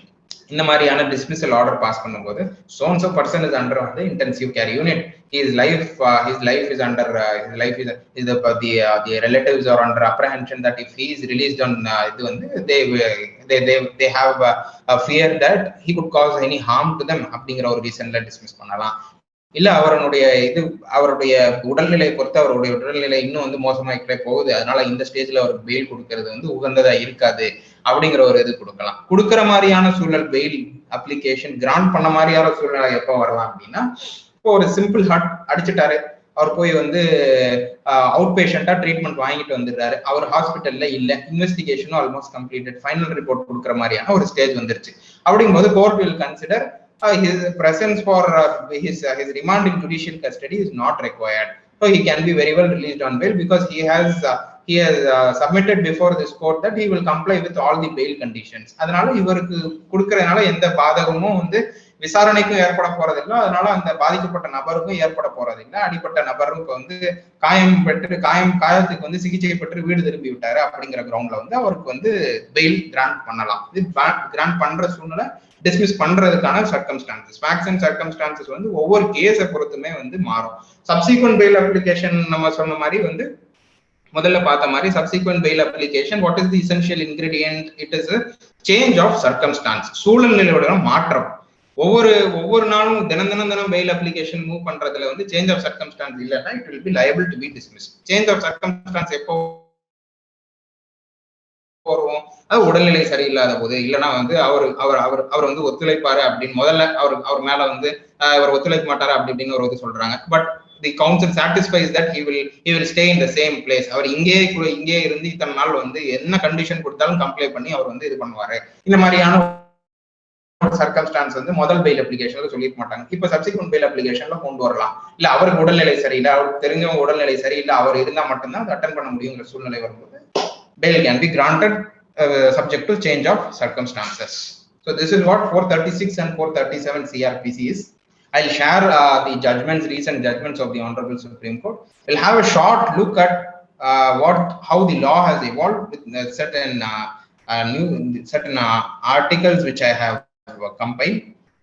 I will conclude with that, and then we'll have a question session.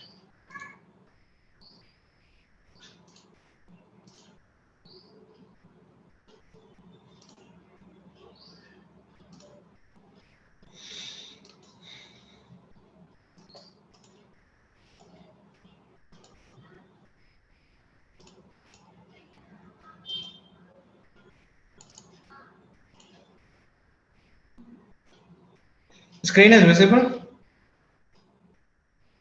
Yes, sir. Screen Yes, share. sir. Yeah. Share. The recent article of the Honorable Supreme Court. Supreme Court says law provisions not to be debated in bail matters activists in Delhi riots case. See, this pertains to the bail granted by the Honorable Delhi High Court in case of the activists. And the bail order ran up to many pages, and the Honorable Supreme Court had upheld the bail order passed by the Honorable Delhi High Court, but the Honorable Supreme Court made an observation that the law provisions or the provisions under the statute need not be debated and discussed and scrutinized when granting bail.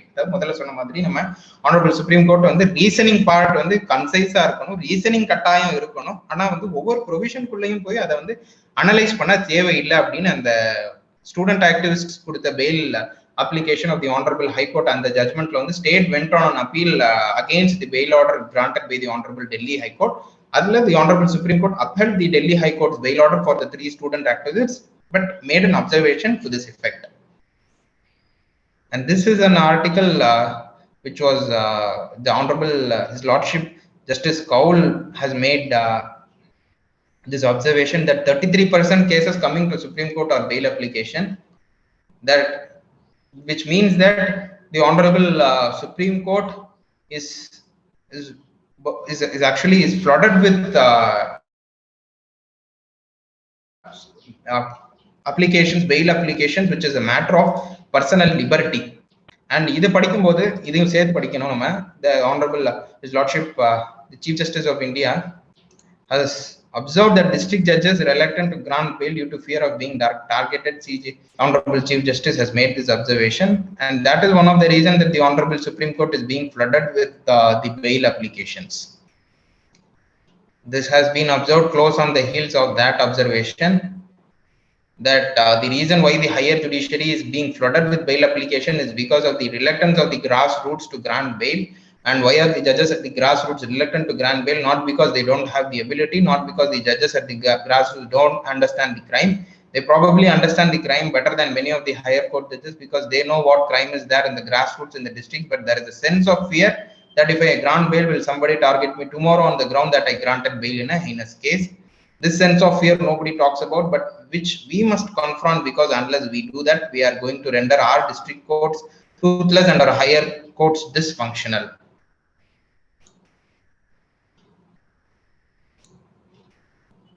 So this is what the Honorable Supreme Court has very recently observed regarding the law of bail. So we are very much hopeful that in the years to come and in the days to come, we'll strive and endeavor to uphold and to safeguard Article 21 with regard to safeguarding right to life and personal liberty while exercising 437 and 436 CRPC. And in the coming session, we'll also see about 167 subclause 2, 439 CRPC. And now the session is open for any questions to be thrown up. Thank you, sir. Students, advocates, யாரெல்லாம் sir ஒரு complete ஒரு பெர்ஸ்பெக்டிவ்ல வந்து பார்த்தோம்னா நம்ம இன்னைக்கு class பார்த்துருப்போம். பெயில்ன்றது மட்டும் இல்லாம various high courts, supreme courts வந்து எப்படி வந்து லோயர் கோர்ட் ட்ரையல் கோர்ட்ஸ் வந்து பெயில் கொடுக்கணும் அப்படின்றத பத்தி சொல்லியிருக்காங்க. அப்புறம் என்னென்ன கிரவுண்ட்ஸ்ல வந்து பெயில் கொடுக்குறது, இப்படி பல பெர்ஸ்பெக்டிவ்ல வந்து சொல்லியிருக்காரு சார். ஸோ கொஸ்டின்ஸ் இருக்கவங்க சார் கிட்ட நீங்க அன்மியூட் பண்ணிட்டு கேட்கலாம். ஹேண்ட் ரைஸ் பண்ணுங்க, அன்மியூட் பண்ணிட்டு நம்ம சார் கிட்ட கேட்கலாம்.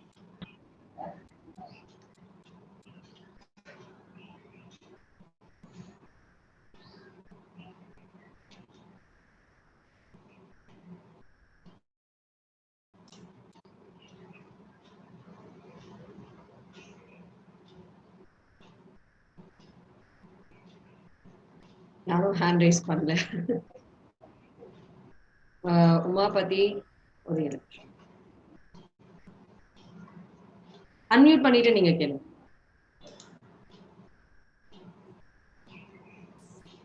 Sir, good afternoon, sir. Good afternoon, sir. Sir, you have spent very excellent your time, sir. Actually, you are given an elaborated view on bail. And my sincere thanks to you, sir. You have spent your valuable time for us, sir, actually. Thank you. Thank you, sir. Yes, sir. Sir, in NDPS Act, see, when I'm arguing Yes, in sir. one judicial magistrate, they have thrown the question to me. In the NDPS Act, it is very clearly states that, see, before the one person is an accused, for searching that particular person's place, they have to obtain the nearest gazetted official's permission or the nearest judicial magistrate's permission.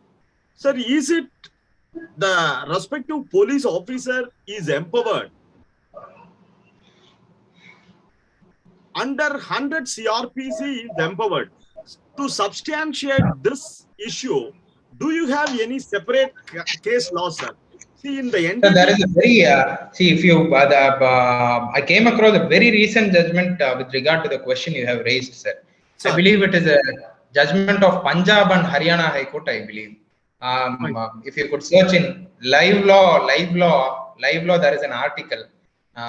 Just give me a minute. I can search it for you. No there issues. is a very recent gazetted officer does not mean it is a police officer. See, police officer is a different person altogether. He is not a gazetted officer under the purview of NDPS Act.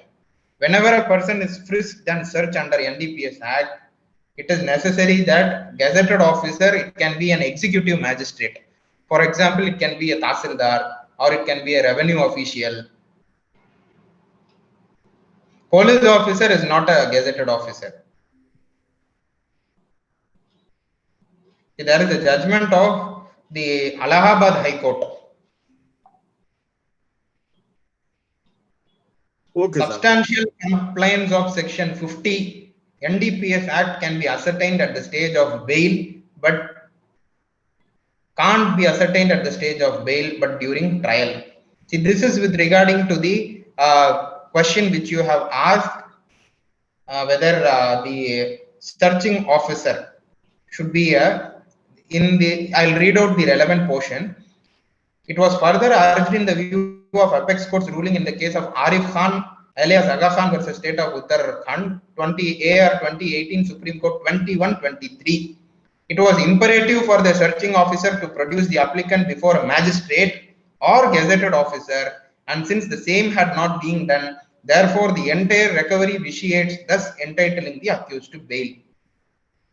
This was also held in the earlier judgment of State of Punjab versus Baldev Singh 1999 6 SCC 172. I'll share these judgments with the organizer so that you can have a look. You can very well go through these judgments. These judgments answer to you. But what the court has, Allahabad High Court has held in this judgment is that Section 50 NDPS Act suggests that it is the duty of investigation officer to apprise the accused of his legal right, that is search for possession of narcotics, be conducted in the presence of magistrate or a gazetted officer. However, if the accused waives off this right, then in such a case the investigation officer can conduct his search for the same. So that is where the discretion comes in. The gazetted officer is a mandate under Section 50 of NDPS Act. But if the accused is refusing or he is declining to do so, to be produced before a magistrate, or he does not appear, he does not want to appear before a revenue officer or a VAO or a tahsildar, the police officer can himself conduct. So this violation will not entitle him to bail, is what the reason Allahabad High Court judgment has held by referring to the previous judgments, earlier judgments of the Honorable Supreme Court. So gazetted officer is very much necessary, but if it is not done, it itself does not vitiate the entire search to be nullified. That is what the Section 50, and I hope I have answered your question. Yes, sir. Very kind of you, sir. Thank you very much, sir. Thank you. Thank you, sir. Rajkumar sir, நீங்க unmute பண்ணிட்டு questions raise பண்ணலாம். Madam, thank you, madam. Sir, thank you. Sir, இப்போ எல்லாம் கண்டிஷனும் கேக்குதா sir? Yes sir. Yes sir. கேக்குது sir, சொல்லுங்க. எல்லா பெயில் கண்டிஷனும் சிவாஜி விசஸ் கேரளா ஸ்டேட் தான் போட்டிருக்காங்க. அந்த கண்டிஷனுக்காக எந்த ஒரு இதுவும் வரலையா சார்? இது வரைக்கும் வரல. அதுக்கப்புறம் நான் क्वेश्चन கேட்டேன் சார், அப்புறம் நீங்க சொல்லுங்க. அதுக்கப்புறம் வந்து இப்போ நார்ம்ஸ் பாக்குறாங்க சார் பெயில் எல்லாம். எப்பவுமே அந்த நார்ம்ஸுக்கு என்ன எதனா வந்து செக்மெண்ட் நார்ம்ஸ்னா இந்த டேட்ல தான். இப்போ ஃபைனான்ஸ் 2 போட்டா இந்த இவ்வளவு டேட்டு, 302னா மேண்டேட்டரி, அந்த மாதிரி ஒரு நார்ம்ஸ் இருக்கு. 380னா ஒரு நார்ம்ஸ் சரி அப்படின்னு பாக்குறாங்க. அந்த ஒரு நார்ம்ஸ் சரி சார். அதுக்கப்புறம் வந்து ஒரு பெயில்ல 2 தான் சார் இப்போ முக்கியமா பார்க்கணும். ப்ரீவியஸ் கேஸ் இருக்கா, ரெக்கவரி ப்ராப்பர்ட்டி, இது 2 பார்க்குறாங்க சார். அது வந்து ம் முக்கியமா, இல்ல சர்க்கம்ஸ்டன்ஸ் ஃபேக்ட் தான் முக்கியமா, இது ஒண்ணு சார். 2வது வந்து ஒரு என்ன என்ன எஃப்ஐஆர். கொஸ்டின் உங்களோட கொஸ்டின் என்னன்னு சொல்லுங்க. இந்த 3வது கொஸ்டின் சார், ப்ரீவியஸ் கேஸும் ஒரு ரெக்கவரி ஒரு question ஆ கேளுங்க. ஒன்னொரு question கேளுங்க. ஒன் பை ஒன் சிவாஜி கேளுங்க. கேரளா இருக்குல்ல சார், அந்த கண்டிஷன் தான் இப்போ வந்திருக்கு எஸ் எல்லாத்துலயும். அது உங்களுக்கு புதுசா எதனா சுப்ரீம் கோர்ட்ல வந்து சரி. அது போல கண்டிஷன் எதனா மாத்திருக்காங்களா? இது வரைக்கும் நான் பார்த்தது ஒரு 5 இயர்ஸா அவங்க தான் வராங்க. வேற இல்ல எதனா இப்ப கேஸ்? நான் ஷேர் பண்ணேன்ல, நான் உங்ககிட்ட ஒரு கொஞ்சம் இந்த செஷன்ல ஷேர் பண்ணேன்ல ஒரு சில ஜட்மெண்ட்ஸ், அதுல உள்ளதான் வந்து ரீசெண்டா சுப்ரீம் கோர்ட் கொடுத்திருக்கிறேன். நான் வந்து சரி. டே பிஃபோர் எஸ்டர்டே, அதாவது 4 நாளைக்கு முன்னாடி உள்ள ஜட்மெண்ட் உங்களுக்கு ஷேர் பண்ணியிருக்கிறேன். அதுல உள்ள பேராமீட்டர்ஸ் பாத்துக்கோங்க. அதுதான் பெயில் கண்டிஷன்ஸ்ல உள்ளது. பெயில் நார்ம்ஸ்னு சொல்றாங்க சார். ஹைகோர்ட் ஆர்டர் நார்ம்ஸ் இவ்வளவு நாளுக்கு தான் எவ்வளவு விடுறாங்க, அந்த மாதிரி நார்ம்ஸ் எதனா இருக்கா சார்? அதுக்கு எதனா ஒரு ப்ரொவிஷன் இருக்கா? நார்ம்ஸ்ங்கிறதெல்லாம் வந்து there is no hard and fast straitjacket formula எல்லாம் ஒன்றும் கிடையாது சார். நார்ம்ஸ்ங்கிறது என்ன கண்டிஷன்ஸ் தான் சொல்றாங்க அவங்க. அப்படிதானே நீங்க கேக்குறீங்க? ஆமா, condition previous case, recovery of condition condition அதாவது அது வந்து நான் முதல்ல சொன்ன மாதிரி சாட்டிஸ்பாக்சன் தான். இப்போ ஓகே ஒரு சார். ஜாமீன்தாரர் அழைச்சிட்டு வர்றாங்க அப்படிங்கும் போது வந்து சால்வன்சி சர்டிபிகேட் வேணும் அப்படின்னு சில கோர்ட்ல வந்து டிமாண்ட் பண்ணி கேட்பாங்க. சில கோர்ட்ல வந்து அது கேட்க மாட்டாங்க. அது depends upon each presiding officer satisfaction. But fundamental is what, அவர் 2 சால்வெண்டான ஷூரிட்டிஸா அழைச்சிட்டு வரணும். அவங்களுக்கு வந்து அவர் ஜாமீன் கொடுக்கறதுக்கான தகுதி இருக்கணும். அதுதான் வந்து அடிப்படையானது. அதுல எந்த மாற்றமும் கிடையாது. பட் அதை தொடர்ந்து வரக்கூடிய சில கண்டிஷன் இம்பாசிபிளான கண்டிஷனா இருக்கக்கூடாது. அதுதான் ஆனரபிள் சுப்ரீம் கோர்ட் வந்து சொல்றாங்க. அதை தவிர்த்து மொத்த கண்டிஷன் இம்போஸ் பண்றது அவரால் ஒத்துழைக்க முடியும், அவரால் செய்ய முடியுங்கும் போது, கம்ப்ளை பண்ண முடியுங்கும் போது, அது வந்து ஒவ்வொருத்தருக்கான ஃபேக்ட்ஸ் அண்ட் சர்க்கம்ஸ்டான்சஸை பொறுத்து மாறும். சரிங்க சார். காம்பவுண்டபிள் ஆக்ட்ல சிஆர்பிசி 320ல வந்து நம்ம இப்போ பெயில் போட்டு 2 பேரும் போட்டோன்னே பெயில் வந்து அவங்க வந்து சொல்றாங்க நாங்க காம்ப்ரமைஸ் ஆயிட்டோம், ரிமாண்ட் பண்ண உடனே. இப்போ பெயில் வந்து அக்செப்ட் பண்ணுவீங்களா, இல்ல ட்ரையல்ல தான் பண்ணுவாங்களா சார்? பெயில் வந்து அப்போ என்ன கேக்குறீங்க? 320ல காம்பவுண்ட் பண்ணிட்டாங்க. காம்ப்ரமைஸ் பர்சனே காம்ப்ரமைஸ் பெயில் அப்பயே போறோம், அப்பயே அப்ரூவல் பண்ணுவாங்களா, இல்ல ட்ரையல்ல தான் பண்ணணுமா அது அப்படின்னு ஒரு காம்பவுண்டபிள்ங்கிறது வந்து compoundable comes at what stage? Compounding and offence வந்து ஃபைனல் ரிப்போர்ட் பண்றதுக்கு முன்னாடியே எப்படி காம்பவுண்ட் பண்ண முடியும்? Investigation will have to be completed. அவங்க வந்து ஒரு ஃபைனல் ரிப்போர்ட் கொடுப்பாங்க. அதுக்கப்புறமா வந்து ட்ரையல் கமெண்ட்ஸ் ஆகிறதுக்கு முன்னாடி காம்பவுண்ட் பண்ணலாம், இல்ல ட்ரையல் கமெண்ட்ஸ் ஆகி நடுவுல இருக்கும்போது காம்பவுண்ட் பண்ணலாம். Somewhere in between that. Even before that வந்து காம்பவுண்ட் ஆயிருச்சு அப்படின்னாலும் போலீஸ் வந்து what will they do, they will file a final report. காம்பவுண்டிங்கை ரெக்கார்ட் பண்ணி வேணா வச்சுக்கலாமே தவிர வித்வுட் ஃபைனல் ரிப்போர்ட் வந்து how can that be closed? Close பண்ண முடியாது. இல்ல எஃப்ஐஆர் வந்து மிஸ்டேக் ஆஃப் ஃபேக்ட் வேணா க்ளோஸ் பண்ணலாம். அப்ப ஓகே, தேங்க்யூ சார். இன்னும் இருக்கு வேணாம். Thank you sir. தேங்க்யூ. கேளுங்க பரவாயில்ல கேளுங்க. ரிலாக்ஸேஷன் போடுறல சார், ரிலாக்ஸேஷன் இப்போ வந்து கண்டிஷன் ரிலாக்ஸேஷன். ஆமா, அன்டில் ஃபர்தர்னு கொடுக்குறாங்க.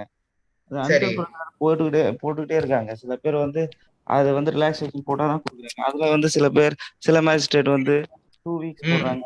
அது மாதிரி அவங்களுக்கு எதனா நார்ம்ஸ் இருக்கா, இதுல எதனா கேஸ்ல இருக்கா?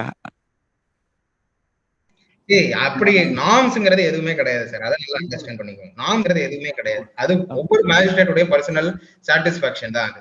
பிரிசைடிங் ஆஃபீஸர் வந்து அன்டில் ஃபர்தர் ஆர்டர்ஸ் கொடுக்குறாருன்னா அவர் அந்த கண்டிஷன் வந்து கம்ப்ளை பண்றாரு, இல்ல ட்ரையல் முடிகிற வரைக்கும் அவருடைய பிரசன்ஸ் தேவை இருக்கு, இல்லைன்னா அப்ஸ்காண்ட் ஆயிடுவாரு அப்படிங்கிற பட்சத்துல அன்டில் ஃபர்தர் ஆர்டர்ஸ் கொடுப்பாங்க.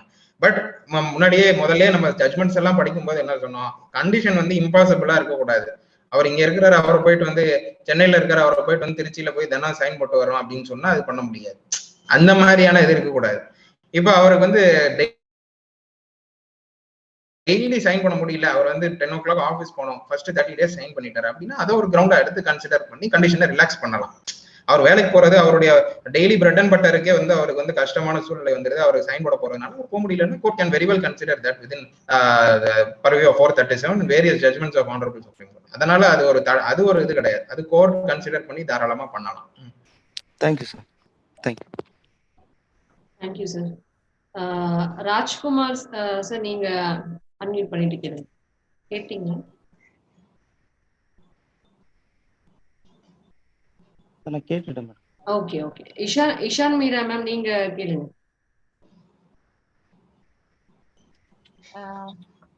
Hello, can you hear me? Thank you ma'am, மீட்டிங்ல கம்ப்ளீட்டா இருந்ததுக்கு. So randomly Arun sent me the link. I'm konja free today, so I thought I'll join. I'm really proud of the way you guys have reached, like கன்சிஸ்டண்டா பண்றது பெரிய விஷயம். நீங்க ஏற்கனவே வந்து நான் ஸ்டார்ட் பண்ணும்போது ஓகே இது கன்சிஸ்டண்டா பண்ணா பெரிய விஷயம் அப்படின்னு சொல்லிட்டு அருண்கிட்ட சொல்லியிருந்தேன். I am very happy that you are just carrying forward it despite your busy schedules. I know you have your own commitments, Rija and Arun now, and also Sadiq is same category than being the judge. He is very busy, I know, but wonderful. எனக்கு ரொம்ப useful. எனக்கு I'm not much acquainted with criminal law, but எனக்கு இது வந்து இப்போ ஒரு பெயில class எடுக்க சொன்னா I would have the clarity. அந்த அளவுக்கு it was very very very useful. So thank you so much. I'm very happy that I've attended this session. And judge sir, miraculous in தான் சொல்லணும். வேற லெவல். பிகாஸ் ஒவ்வொரு விஷயம் minute things வந்து நீங்க பெர்ஃபெக்ட்டா கிளாரிஃபை பண்ணீங்க. எப்போ சேஞ்சஸ் சர்க்கம்ஸ்டான்சஸ் அது எப்போ வரும், each and every thing. Latest கேஸ்ல 4 நாள் முன்னாடி வந்த கேஸ் டாஸ் கூட சொன்னீங்க. அண்ட் யுவர் ஐ திங்க் நீங்க அப்பப்போ நம்ம கவர்மெண்ட் லா காலேஜ் வந்து கிளாஸ்ல எடுக்கணும்னு நினைக்கிறேன். I will speak to you personally later. So வாங்க sir, please. We both are classmates actually. So I'm happy that நான் அருண் கூட பேச வச்சனால இப்போ வந்து நிறைய பேர் அதுல பெனிஃபிட் ஆகிறதுல I'm very very happy. Okay, so again sir, I just have basic doubt. Students are attending a moot of recently, like next week probably. So அது வந்து almost same இதுதான், the bail and related things தான் அதோட facts கூட. அப்போ அதுல வந்து parole வருது sir. So paroleக்கும் same rule ah sir, or there is change? You were speaking go on. Yeah, you were speaking about one legal maxim and all. Kamala Devi ஒரு case நீங்க code பண்ண போது ஒரு லீகல் மேக்ஸிம்ல நீங்க code பண்ணீங்க எப்போ வந்து changes circumstances arise ஆகும் அப்படின்னு சொல்லிட்டு. You quoted a maxim also. If I'm not wrong, something like cessante something, no? Yeah. So you were speaking about the maxim. When the circumstances cease, the reasons you lost cease என்ற மாதிரி. So whether that applies in the case of parole also, sir? Whether parole can be granted to a person? See, parole is the purview of parole is the purview of and discretion of the prison authorities. Prison authority mean, for example, let us take the example of the prisoner இந்த bomb blastல இருக்கறாங்கன்னு அவங்கள எடுத்துக்கலாம் example. நளினியோட example. Cognisable offence கொடுக்க முடியாது, நான் cognisable offence. அது வந்து பரோல்னுடைய என்ன பேசிக் என்னன்னா, இப்போ ஒரு எக்ஸாம்பிளோட தான் சொல்ல முடியும். இப்போ வந்து ஒரு 302 அஃபென்ஸ் பண்ண ஒரு நபர் இருக்கிறார். Okay, it is punishable with imprisonment for life. And he has completed about 1/3 of his imprisonment. Okay, 3 வருஷம் ஒரு imprisonment for lifeங்கிறதுக்கு வந்து 14 yearsங்கிறது வந்து it is இது life means life is what honorable Supreme Court says. So see, let us switch to then 307. 307க்கு வந்து நம்ம போய்க்கலாம், 302 கூட வேண்டாம். 307ல வந்து 1/3 of the imprisonment complete பண்ணிட்டார், attempt to murder. அப்போ அவருக்கு வந்து ஸ்டேட்டுக்கு வந்து ஒரு அப்ளிகேஷன் போடுறாரு, I have completed 1/3 of my imprisonment. அப்படிங்கும்போது பரோல பொறுத்த வரைக்கும் வந்து it is kind of a leave. அந்த இடத்தை விட்டு அவர் போறதுக்கான அனுமதி, அந்த அனுமதி who will be granting it? The state will grant it through the prison authority. So parole கொடுக்கிறதுக்கு வந்து the superintendent of jail himself has authority to grant a specific number of days as a leave, which is called as parole. And the state can, அதாவது இப்போ நமக்கு example, நீங்க public சர்வெண்டா இருக்கிறீங்க, இப்போ EL எப்படி ஒரு வருஷத்துக்கும் 15 ஆட் ஆகுது இல்ல, அந்த மாதிரி வந்து பிரிசனருக்குமே வந்து ஒரு குறிப்பிட்ட காலம் வந்து அவர் பிரிசன்ல இருந்ததுக்கு அப்புறம் அவருக்கு லீவுங்கிறது ஒரு ஒரு சலுகை கிடைக்கும். அந்த சலுகை அவருக்கு வந்து ஆட் ஆகி இல்ல, அது வந்து ஸ்டேட்டுக்கு வந்து ஒரு அப்ளிகேஷன் கொடுக்கணும். இப்ப ஃபார் எக்ஸாம்பிள் என் குடும்பத்துல ஒருத்தருக்கு வந்து ஒரு there is a ceremony which I have to necessarily attend. For example, வந்து the Nalini, she applied for parole before the Honorable Madras High Court for attending his or mother's funeral rites or for her daughter's wedding. இந்த மாதிரி இருந்தது. They will make an application. So they will calculate how much. For example, if we are applying for casual leave or earned leave or whatever leave, there will be a public servant leave will be calculated and there will be a data maintained. So they will calculate as to how many number of days the person is entitled for parole. And during parole, what will happen is that for number of days for which the person is being let out on parole, police officer, subject to the nature of that person's offense conviction, there will be number of police personnel deputed to be around that person until the parole is completed and the person is being put behind bars again. So அந்த parole periodல வந்து கூடவே இருப்பாங்க parole complete ஆகுற வரைக்கும். So அந்த prison authorityயும் ஸ்டேட்டும் தான் வந்து decide பண்ணுவாங்க எத்தனை நாள் இந்த பர்சன். ஃபார் எக்ஸாம்பிள் அவர் ரொம்ப தூரமா போகணும், இப்ப தமிழ்நாட்டுல இருந்து அவர் டெல்லி வரைக்கும் போகணும்னா டிராவலுக்கே 2 நாள் ஆயிடும். ஸோ அதை கால்குலேட் பண்ணுவாங்க 2 days. அப்புறம் ஒரு ஃபங்க்ஷன் வந்து ஒரு 3 நாள் இருக்குதுன்னா அது ஒரு 3 நாள். So totally he is entitled for 5 days. 5 days போதுமானது. இல்ல if somebody is ill I have to be there for some about 7 days. எனக்கு நான் வந்து சில பேர் வந்து என்ன செய்வாங்கன்னா பல வருஷமா சேர்த்து வச்சுட்டு மொத்தமா ஒரு 1 month எனக்கு போற மாதிரி கொடுங்கன்னு கேட்பாங்க. அப்போ 1 monthனதும் 1 month எடுத்ததும் கிராண்ட் பண்ண மாட்டாங்க, 15 days பார்ப்பாங்க. ஸோ இதனாலே இது parole is like parole is like something which the prison authority can use upon them to control the inmates of that prison. இப்போ சில பேர் வந்து பிரிசன்ல ரொம்ப அடாவடி பண்றவனா இருந்தாங்கன்னா அவனுக்கு லீவ் கட் பண்ணிடுவாங்க. அந்த லீவுனா என்னதுன்னா அதுதான் பரோல். அந்த பரோல்ல வந்து கட் பண்ணிட்டாங்கிறனா அவனுக்கு வெளியே போறதுக்கான லிபர்ட்டி கட் ஆயிரும். ஸோ அந்த பரோலுங்கிறது வந்து எதுனாலும் அவன் நன்னடத்தைங்கிறாங்கல்ல, நன்னடத்தையில வந்து அவனை ரிலீஸ் கூடவும் Okay. So under the CRPC procedure வந்து state can exercise. Okay. பரோலுங்கிறது வந்து அது ஒரு பிரிசன் அத்தாரிட்டிக்கான கான்செப்ட். அது கோர்ட் வந்து constitutional courts can exercise that power. இப்போ பிரிசன் அத்தாரிட்டி ஸ்டேட் வந்து இஸ் டிக்ளைனிங் டு கிராண்ட் பரோல்னா the next available remedy is to move the honourable high court and then the honourable supreme court. Okay sir, I asked the organizers if possible they can organize a class on parole also with Sadiq sir. Thank you ma'am. Actually Ishan Meera ma'am வந்து பார்த்தோம்னா ஏற்கனவே நம்மளுக்கு class AFLS-ல எடுத்திருக்காங்க, international லா சம்பந்தமா நம்மளுக்கு. I am willing to take again also if this is really going fruitful. So கண்டிப்பா இவ்ளோ பேர் பெனிஃபிட் ஆகும்போது I'll be willing to take, but I don't think internationally the syllabus of judges am right. அதனால தான் I'm just taking the back seat. International part கிடையாதுல்ல, அதனால தான் இது ஜுடிஷியல் சர்வீஸ்க்கு இதனால தான் like if they want general class on international I'll be very much happy to, even constitutional law or family law or Islamic law I'll be happy to take, no problem. But yeah, judicial service exam nala da idella syllabus la illadanaala I'm just taking the back seat. Okay ma'am, thank you ma'am, thank you for your support. ப்ரொஃபஸரா அவங்க பட்டறைப்பெரும்புத்தூர் லா காலேஜ்ல வந்து work பண்ணிட்டு இருக்காங்க. இப்பயும் நம்மளுக்கு தொடர்ந்து வந்து support பண்ணிருக்காங்க. இந்த செஷன் கம்ப்ளீட்டா இருந்து அவங்க வந்து சாரோட எங்கேஜ் ஆகி பேசுறது இருந்தது ரொம்ப சந்தோஷம் மேம். கண்டிப்பா நீங்க ஃபர்தர் கிளாஸஸ் அட்டெண்ட் பண்ண ட்ரை பண்றேன். Thank you Professor had introduced me to your AFLS. If not for professor I would not have. Okay. Definitely இல்ல சார், நீங்க இன்ட்ரோடியூஸ் ஆனால இவ்வளவு ஃப்ரூட்ஃபுல்லா இருக்கு. மேபி லேட்டஸ்ட் ஜட்ஜ்மெண்ட்ஸ் எல்லாம் like I know you are very busy. நீங்க you are in judicial service. I know you have your personal reasons also now. ஸ்ரீஜாவோட அதே condition தான் Sadiq சார்க்கும். Newly married both of them.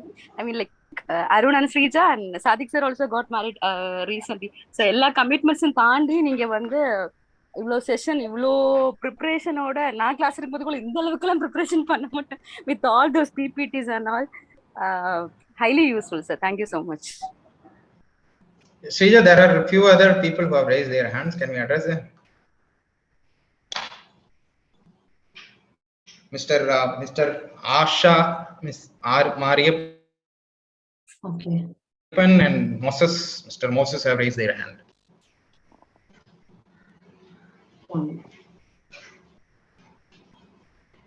Asha மாதிரி நீங்க unmute பண்ணிட்டு question கேளுங்க. Sir, good afternoon, sir. Thank you so much. First of all, நல்ல கிளியரா வந்து பெயில பத்தி ஒரு ரொம்ப நாலேஜ் இல்லாம இருந்தோம். அதாவது காக்னிசபிள் அஃபென்ஸ்க்கும் non bailable offence plus bailable அஃபென்ஸ்க்கு வந்து எந்த இதுல நாம போகணுங்கிற ஒரு சின்ன ஒரு டவுட் இருந்துட்டு இருந்த டைம்ல தான் இந்த கிளாஸ் வந்தது. So I am very happy to attend this class sir. எனக்கு என்ன டவுட்னா sir, question related to condition relaxation sir. இப்ப ஆன்டிசிபேட்டரி பெயில் வந்து எடுத்துட்டு இருக்கிற பர்சன் வந்து அவங்களோட கண்டிஷன் வந்து நீங்க அது இன்னொரு பர்சன் கேட்டோன்னு நீங்களும் சொன்னீங்க. என்ன அப்படின்னா அந்த அவரோட ஜூரிஸ்டிக்ஷன் கன்சர்ன் ஜூரிஸ்டிக்ஷன் ஸ்டேஷன்ல போய் சைன் பண்ணணும் அப்படிங்கிற ஒரு கண்டிஷனோட அவருக்கு பெயில் கிராண்ட் ஆயிருக்கு. But he is not able to go every day. அவர் ஒரு சாதா ஒரு கூலி தொழிலாளியா இருக்கிற பட்சத்துல அவரு போக முடியலங்கிறப்போ நாம வந்து அந்த கண்டிஷனை ரிலாக்ஸ் பண்ணிக்கலாமா? That's the first question sir.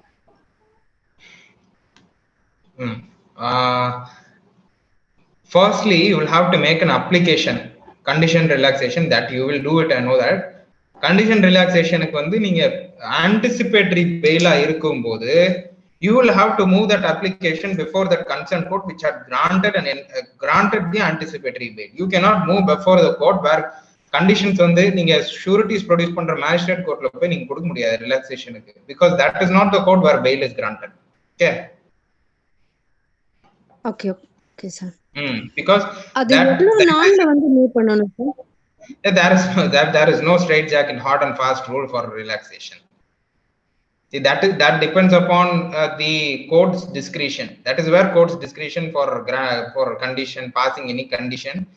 But as I said, impossible-ஆன ஒரு கண்டிஷன் வந்து கொடுக்க முடியாது. See, அவருடைய தின வேலை பாதிக்கப்படுது, அவருடைய அன்றாட வேலை பாதிக்கப்படுது, but he is at the same time cooperating with investigation. The court can take a call on that. He is cooperating, sir, but he is an ordinary person and the offense may ரொம்ப ஒரு severe ஆனது இல்ல அவங்க மேல. Okay. See, if condition relaxation is dismissed, there is no bar for moving a subsequent condition relaxation bail application. Okay sir. Next question. See, there is no condition like there should be a change of circumstance unlike in bail.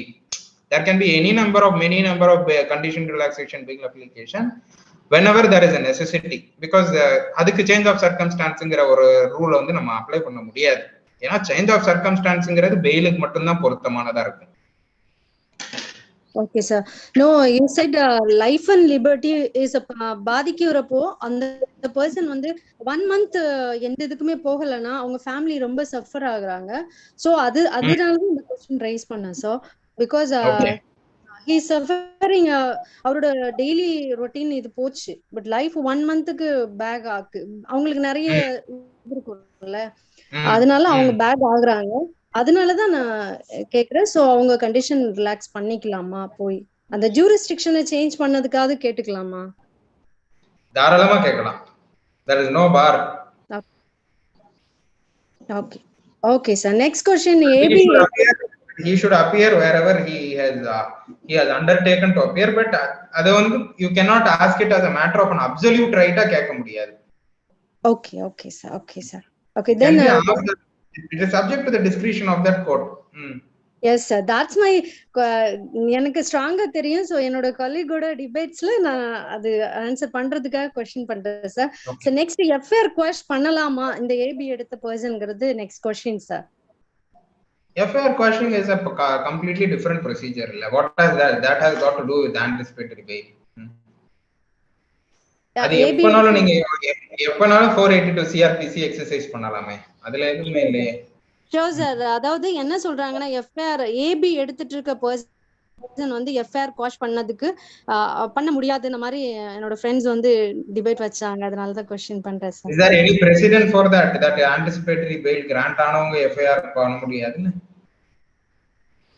No sir. Okay. There is any precedent, can you let me know, because I'll too be enlightened on that aspect. Thank you so much sir. Thank you. Thank you. SB Moses sir, நீங்க கேக்கலாம். நீங்க unmute பண்ணிட்டு நீங்க சாரோட கேளுங்க. ஐ அம் audible. கேக்குதுங்களா பேசுறது? Yes sir, yes sir. AFLS டீமுக்கு என்னுடைய மனமார்ந்த நன்றி. இந்த ப்ரொஃபஷனை வந்து மேலும் ஸ்ட்ரென்தன் பண்றதுக்கான சர்வீஸ் இது. நல்ல ஒரு பெரிய முயற்சி. அந்த டீமுக்கு என்னுடைய மனமார்ந்த நன்றி. ரெண்டாவது சாருக்கு வந்து பெயில் பத்தி நிறைய கிளாஸ் நான் அட்டென்ட் பண்ணியிருக்கேன். பட் ஆனா வந்து கேஸ் ஸ்டடிஸ் பத்தி எக்ஸ்பிளைன் பண்ணது வந்து எங்களுக்கு ஒரு கூடுதல் நம்பிக்கையை கொடுத்தது. ரொம்ப ஆழமா அதை புரிஞ்சுக்க முடியுது. அதனால என்னுடைய ஹார்ட்ஃபுல் தேங்க்ஸ் டு அவர் சார். என்னுடைய கொஸ்டின் என்னன்னா, முதல்ல வந்து பெயில் வந்து ஃபர்ஸ்ட் விஷயம் வந்து டிஸ்கிரிஷனரி. அது ஒரு மேஜிஸ்ட்ரேட்டுக்கு இருக்கிற ஒரு discretionary power. At the same time வந்து Madras high court and supreme court வந்து மெக்கானிக்கலா ரிமாண்ட் பண்ணக்கூடாது, ஒரு மேஜிஸ்ட்ரேட் வந்து மெக்கானிக்கலா ரிமாண்ட் பண்ணக்கூடாதுன்னு சொல்ற அப்சர்வேஷன் கொடுத்திருக்காங்க. சோ இந்த நேரத்துல ஒரு மேஜிஸ்ட்ரேட் வந்து மெக்கானிக்கலா ரிமாண்ட் பண்ணக்கூடாதுன்னா என்னென்ன விஷயங்கள் எல்லாம் ஒரு கவனத்துல கொள்ளணும்? அப்படி அவர் மெக்கானிக்கலா ரிமாண்ட் பண்ணாம அவர் ரிலீஸ் பண்ணணும்னா அந்த நேரங்கள்ல அட்வொகேட் வந்து என்னென்ன டாக்குமெண்ட்ஸ்லாம் அந்த டைம் வந்து மேஜிஸ்ட்ரேட் முன்னாடி ப்ரொடியூஸ் பண்ணணும். ஒருவேளை மேஜிஸ்ட்ரேட் மெக்கானிக்கலா ரிமாண்ட் பண்ணிட்டாருன்னா நம்ம அதுல வந்து செகண்ட் பெயில் மூவ் பண்றதை தாண்டி அதுல பாதிக்கப்படுற நபர் வந்து என்னென்னலாம் அவருக்கு ரெமெடி இருக்கு? இந்த ஒரு 3 ஆஸ்பெக்ட்ல எனக்கு இதை கொஞ்சம் புரிய வச்சா நல்லா இருக்கும் sir.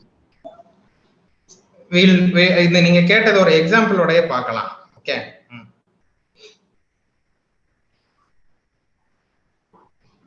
am I audible sir? Am I audible? கேக்குது சார், கேக்குது சொல்லுங்க சார்.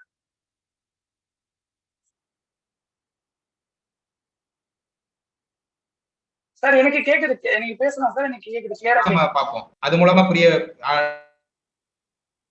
எல்லாரும் அண்டர்ஸ்டாண்ட் பண்ணிக்கலாம். இப்போ ஒரு ஒரு ரிமாண்ட் ஒரு எஃப்ஐஆர்ல வந்து ஒரு ஃபார் எக்ஸாம்பிள் 79ல ஒரு எஃப்ஐஆர் வருது.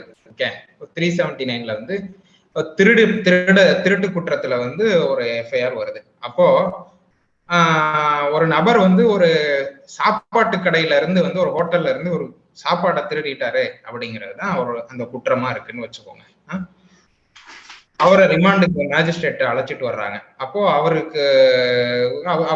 அவருக்கான இந்த அரெஸ்ட் மெமரண்டம், அப்புறம் அவர் எங்க திருடினாரு, இந்த மகசர், இதெல்லாம் ரெடி பண்ணி கரெக்டா பக்காவா எடுத்துட்டு வந்துட்டாங்க. எல்லாமே கரெக்டா இருக்கு. அப்போ மேஜிஸ்ட்ரேட் வந்து சில ஜட்மெண்ட்ஸ் வந்து மைண்ட்ல வச்சுக்கணும். ஃபார் எக்ஸாம்பிள் என்னெல்லாம் ஜட்மெண்ட் மைண்ட்ல வச்சுக்கணும்னா, ஃபர்ஸ்ட் வந்து Joginder Kumar versus state of உத்தரப்பிரதேஷ்னு ஒரு ஜட்மெண்ட் இருக்கு, ஆனரபிள் சுப்ரீம் கோர்ட் ஜட்மெண்ட். அதுக்கப்புறம் வந்து Arnesh Kumar versus state of Bihar எல்லாருக்கும் தெரியும். அதுல வந்து மெக்கானிக்கல் ரிமாண்டுங்கிற அந்த டெர்மினாலஜி வந்து அதுலதான் வந்து இவால்வ் ஆகுது. அப்புறமா வந்து இப்ப நமக்கு ரீசெண்டா வந்து ஸ்டேட் வர்சஸ் நக்கீரன் கோபாலுடைய judgement, just all lordship Anand Venkatesh judgement. இது வந்து இதெல்லாம் தான் நான் வந்து என்னுடைய கைடிங் பிரின்சிபல்ஸா எடுத்துக்கக்கூடிய ஜட்மெண்ட். இது போக பல்வேறு ஜட்மெண்ட்ஸ் இருக்கு, பட் இதெல்லாம் வந்து லேண்ட்மார்க் ஜட்மெண்ட்ஸா நான் கன்சிடர் பண்றேன். ஒரு ரிமாண்டை வந்து ரெஃப்யூஸ் பண்ணி ஒரு ரிமாண்டை இது பண்ணணும்னா வந்து இதுல எப்பெல்லாம் வந்து மெக்கானிக்கல் ரிமாண்ட் பண்ணக்கூடாதுங்கிறதுக்கான பிரின்சிபல் இருக்கு. ஸோ இதை மைண்ட்ல ஒரு பக்கம் வச்சுக்கிட்டு இந்த ரிமாண்டினுடைய பர்பஸ் பார்க்கறோம். இதுல வந்து இன்வெஸ்டிகேஷன் ஏஜென்சி வந்து எங்களுக்கு ரிமாண்ட் பண்ணி ஒரு ஜுடிஷியல் கஸ்டடி கொண்டு போனாதான் எங்களுக்கு ஃபைனல் ரிப்போர்ட் ஃபைல் பண்ண முடியும்னு கேட்கறாங்க. மேஜிஸ்ட்ரேட் வந்து பாக்குறாங்க 379ல தெஃப்ட், என்ன தெஃப்ட், சாப்பாட்டு பொருள் தெஃப்ட், அவன் பசியில சாப்பிட்டு இருக்காங்கிற மாதிரியான இதை வந்து அவன் சொல்றான், அந்த பர்சன் சொல்றாரு. அப்படிங்கும்போது மேஜிஸ்ட்ரேட் வந்து என்ன பர்பஸ்க்காக இந்த ரிமாண்ட் தேவைப்படுது, இவன் எதுக்காக திருடி இருக்கிறாரு, இவருக்கு ஏதாவது ஆன்டிசிடென்ட்ஸ் இருக்கா, இல்ல முதல் தடவை இதுதான் குற்றம் பண்றாரா, இவர் திருடுனது வந்து இதனால வந்து யாருக்காவது பெரிய அளவு பாதிப்பு ஏற்பட்டிருக்கா, அவர் வந்து நான் திருடுனாங்க, நான் வந்து சாப்பாட்டு பசியில திருடுனேன் அப்படிங்கிறாரு. இவரை ஜுடிஷியல் கஸ்டடிக்கு அனுப்புறதுல எதையாவது பிரயோஜனம் இருக்கா அப்படின்னு பார்க்கணும். இல்ல மேஜிஸ்ட்ரேட்டுக்கு வந்து இவரை வந்து ஜுடிஷியல் கஸ்டடிக்கு அனுப்புறதுல பிரயோஜனம் இல்லை, இவர் இன்வெஸ்டிகேஷனுக்கு கோஆபரேட் பண்ணுவாரு, இவரே குற்றத்தை ஒத்துக்கிற மாதிரி அப்பவே சொல்றாரு அப்படின்னா அந்த ரிமாண்ட் எதுக்காக? ஸோ இதுதான் வந்து மெக்கானிக்கல் ரிமாண்டை வந்து பண்ண வேண்டாங்கிறது. Arnesh Kumar versus state of பீகார்ல அது ஒரு மேட்ரிமோனியல் டிஸ்பியூட்டா இருக்கும். 498A cruelty. இப்போ 498A குரூவல்டிக்கு வந்து ஒருத்தர் ரிமாண்ட் பண்ணி ஜுடிஷியல் கஸ்டடிக்கு அனுப்புறதுனால வந்து இந்த மேட்ரிமோனியல் டிஸ்பியூட் தீர்ந்து போகுதான்னா இல்லை. 498Aக்கு வந்து ரெமடி வந்து வேற ஃபாரம்ல இருக்கு, அது வேற ஒரு ட்ரையலா நடக்க போகுது. இவர் ரிமாண்டுக்கு அனுப்புறதுனால அதனுடைய பர்பஸ் இன்வெஸ்டிகேஷன் வந்து கம்ப்ளீட் பண்ணி ஃபைனல் ரிப்போர்ட் ஃபைல் பண்ணி எல்லாம் முடிச்சிட முடியுமா, இல்லை இவர் ரிமாண்ட் பண்ணாமலே அது ஒரு பேரலா வந்து சக்சஸ்ஃபுல்லா கம்ப்ளீட் பண்ணிட முடியுமா, இவர் எதையும் இடையூறு பண்ண மாட்டாருன்றது அந்த ரிமாண்ட் எதற்காகங்கிறது தான் ஆனரபிள் சுப்ரீம் கோர்ட் வந்து mechanical remand without application of judicial மைண்டுங்கிற கான்செப்ட் வந்து கொண்டு வந்திருக்கிறாங்க.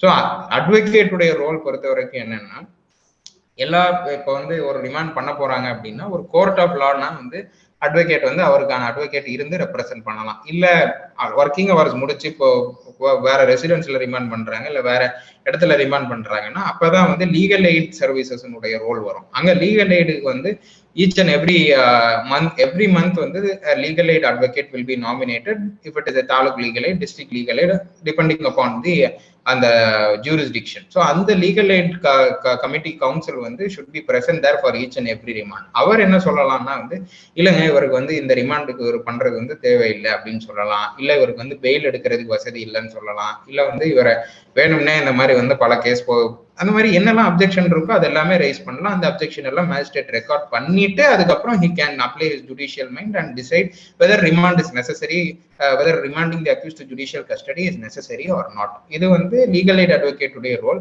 whereas advocates வந்து during the court working hoursல வந்து present ஆகும்போது they can raise the objection.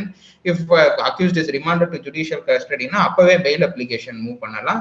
இல்ல ரிமாண்டையே வந்து இது வந்து remand is even illegal or it is perverse சொல்லி வந்து an appeal can be filed, revision can be filed before the honorable high court against the remand order itself.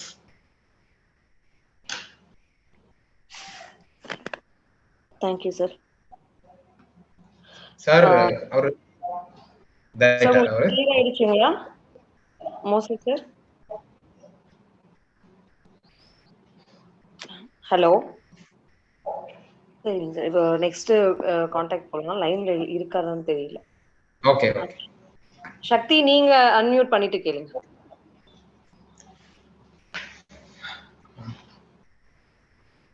Sir, I have two questions. First one, default bail கொடுத்த bail ஏன் cancel பண்ண முடியாது? அது எந்த ஒரு ப்ரொவிஷனுமே இல்லை அதை கேன்சல் பண்ணக்கூடிய ப்ரொவிஷன். another one வந்து காம்பவுண்டபிள் அஃபென்ஸ் அண்ட் நான் காம்பவுண்டபிள் அஃபென்ஸ் அப்படி ரெண்டுக்கு உள்ள டிஃபரன்ஸ். டிஃபால்ட் பெயில் கேன்சல் பண்ண முடியாததுக்கு ப்ரொவிஷன் எதுவும் இல்லைங்கிறீங்களா? Yes sir. பெயில் கிராண்ட் பண்ணதே கேன்சல் பண்றதுக்கும் எந்த ப்ரொவிஷனும் இல்லையா? அப்படி பார்த்தா 437 பெயிலோ 439 பெயிலோ கேன்சல் பண்றதுக்கு வந்து ப்ரொவிஷனுங்கிறது எதுவும் இல்லை. See, non-compliance of a bail condition itself implies that bail can be cancelled. அதுதான் வந்து by march of law we have evolved that principle. இப்போ அவர் வந்து நார்மல் ஆன்டிசிபேட்டரி பெயிலுக்குன்னு மட்டும் இல்லை, நீங்க 437 பெயிலே எடுத்துக்கலாம், இல்ல 436 பெயில் கூட எடுத்துக்கலாம். பெயிலபிள் அஃபென்ஸ்ல இருக்கிற பெயில் கண்டிஷனே வந்து ஒரு நபர் வந்து accused person arrested person undertaking கொடுத்துட்டு போறாரு, நான் வந்து தினமும் கோர்ட்ல அப்பியர் ஆகுவேன், டெய்லி 10 மணிக்கு சைன் பண்ணுவேன், இல்ல அப்பியர் ஆகல 437 பெயில் கண்டிஷன்ல, ஆட்டோமேட்டிக்கா பெயில் வில் ஸ்டாண்ட் கேன்சல்டு. அந்த கண்டிஷன் எல்லாமே வந்து கொடுத்து அவர் கம்ப்ளை பண்ணுவாருங்கிறதுனாலதான் அந்த பெயில் வந்து நம்ம கண்டிஷனல் பெயில்னு சொல்றோம். if condition is not complied with, then it will be cancelled automatically. The bail will stand vitiated and the person can be arrested and remanded again. So the same principle is applicable to 167 subclause 2. அதுல ஒரு ambiguity இருந்ததுனாலதான் the honorable supreme court has held that few days back 167 subclause 2 CRPC ல வந்து statutory bail கொடுத்ததுனால மட்டுமே வந்து that will not entitle the arrested person வந்து to அதாவது என்ன சொல்ற to stay without being arrested for the entire period of trial. Our statutory bail வந்து final report file பண்ணாதனால அவர் அப்படியே அரஸ்டே ஆகாம இருந்துட முடியுமா அப்படிங்கிறது கிடையாது. மற்ற பெயிலுக்கு என்ன பிரின்சிபலோ சேம் பிரின்சிபல் தான் 167 சப்கிளாஸ் 2. இது வந்து ப்ரொவிஷன்ல ஸ்டாட்யூட்ல வந்து தேடினா வந்து எங்கேயுமே இருக்காது. இது வந்து பெயில் மற்ற பெயிலுக்கு என்ன கண்டிஷனோ it is squarely applicable to 167 subclause 2. And then compoundable non compoundable. Compoundable அஃபென்ஸுக்கு எக்ஸாம்பிள் வந்து 379 கொடுக்கலாம், தெஃப்ட். இது வந்து எப்போ வந்து ஒரு நபர் ஒருத்தர் அடிச்சிட்டாரு அப்படின்னா அது வந்து offense will be against the society at large. அது வந்து சமூகத்தை பாதிக்கக்கூடிய மாதிரியான ஒரு அஃபென்ஸா இருக்கும் போது வந்து அதை காம்பவுண்ட் பண்ண முடியாது. ஒரு நபருக்கும் இன்னொரு நபருக்கும் இடைப்பட்ட உள்ளதுதான் அந்த லாஸை வந்து அந்த பாதிக்கப்பட்ட நபர் காம்பன்சேட் பண்றதுக்கு ரெடியா இருந்தாருன்னா அதை 320ல காம்பவுண்ட் பண்ணிடலாம். ஸோ அதனாலதான் ஒவ்வொரு அஃபென்ஸும் 320ல எதெல்லாம் காம்பவுண்ட் பண்ணலாம் எதெல்லாம் காம்பவுண்ட் பண்ண முடியாதுன்னு இருக்கும். ஸோ அந்த அஃபென்சஸ் மட்டும்தான் காம்பவுண்ட் பண்ண முடியும். அதை தவிர்த்து இருக்கக்கூடிய வேற எந்த அஃபென்ஸும் காம்பவுண்ட் பண்ண முடியாது. சிம்பிளா எப்படின்னா சொசைட்டி அட் லார்ஜ் ஸ்டேட்டுக்கு அகெயின்ஸ்டா இருக்கிற எந்த அஃபென்ஸும் காம்பவுண்ட் பண்ண முடியாது. ஒரு நபரும் இன்னொரு நபரும் ஒரு எக்ஸாம்பிள் டிஃபமேஷன் பண்றாங்க, அது ஒரு நபருக்கும் இன்னொரு நபருக்கும் தொடர்பு, அதை காம்பவுண்ட் பண்ணிக்கலாம். திருடுறாங்க, அது ஒரு நபருக்கும் இன்னொரு நபருக்கும் இடைப்பட்டது, அதனால லாஸ் யார்கிட்ட இருந்து திருடினாரோ அவருக்கு தான் வருது. ஒரு பொருள் திருடிட்டாரு அது இல்ல, சரி அதுக்கான காசை கொடுத்து அவர் காம்பவுண்ட் பண்ணிடுறாருன்னா அதை காம்பவுண்ட் பண்ணிடலாம். Thank you sir. Thank you sir. Uday sir நீங்க அன்மியூட் பண்ணி கேட்கலாம்.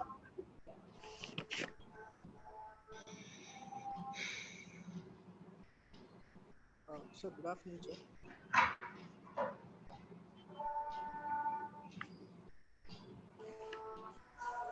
ஹலோ உதய் சார் இருக்கீங்களா? லைன்ல இருக்கீங்களா? Sir, good afternoon. அன்மியூட் பண்ணிட்டு சாரோட பேசுங்க.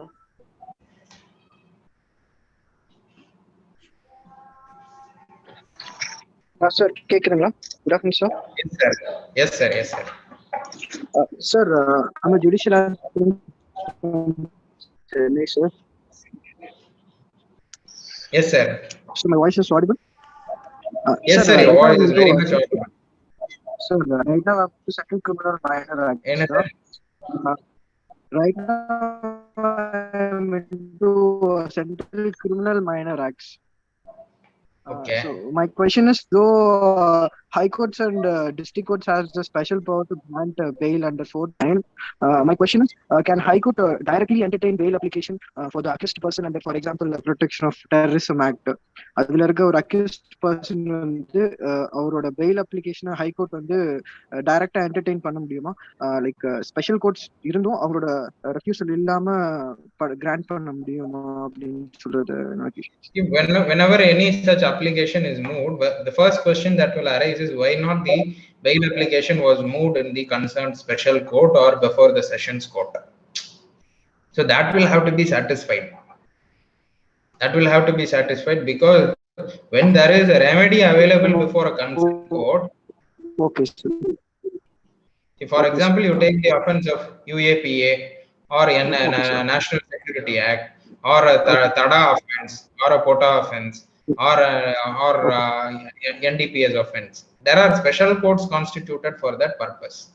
So when the special court's remedy is not exhausted, the question that will arise is why at the first instance the special court was not moved. Okay, sir.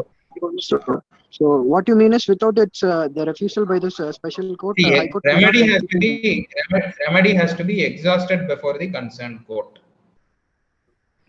Okay, sir. So until then, high court cannot directly entertain the bail application. It is not until then. If it is moved, it is that it is exhausted, then it can be moved. See, there are instances where the high court has entertained bail applications. It is not that the bail applications, but the normal course is that the remedy will have to be exhausted at the preliminary level, and then the high court can be moved. Okay, sir. But the power vested under 439 is exhaustive to high court. Something which is like inherent. Yeah, it is an inherent power of the honorable high court. That is there. That there is no ambiguity with regard to that. Okay, sir. But the thing is, when the special court's power gets exhausted, only then high court can entertain. But even it is not only then. See, if there is, it will give a better cause for making an appeal. It will give rise to new grounds for making an appeal. That is the contingency that will arise, because once if example, if bail is dismissed for a 302 offense, you can make the petition appellant can make the grounds that for what reason it was dismissed, then it will give rise to a better chance for making an appeal. Yes, sir. See, that is the discretion of the petitioner. Okay, sir. So under criminal minor acts, it is up to the special courts to exhaust their powers first. It is not criminal. It cannot be confined to the criminal minor acts. The scope of what you are asking is not just for the criminal minor acts. Any offense, any offense. For example, you take 437 remedy will be exhausted before magistrate, and then appeal will be filed before the sessions court, and then before the high court. Okay. See, it is not for do not confine yourself to minor acts or special acts. It is the same for all the But this is there that a special offense cannot be filed before a sessions court. If there is a special court constituted for that purpose, bail can be moved only before that court. Okay, sir. Okay, sir. NDPS offense, if there is a special court in that district, the bail will have to be moved before that court and not before that sessions court.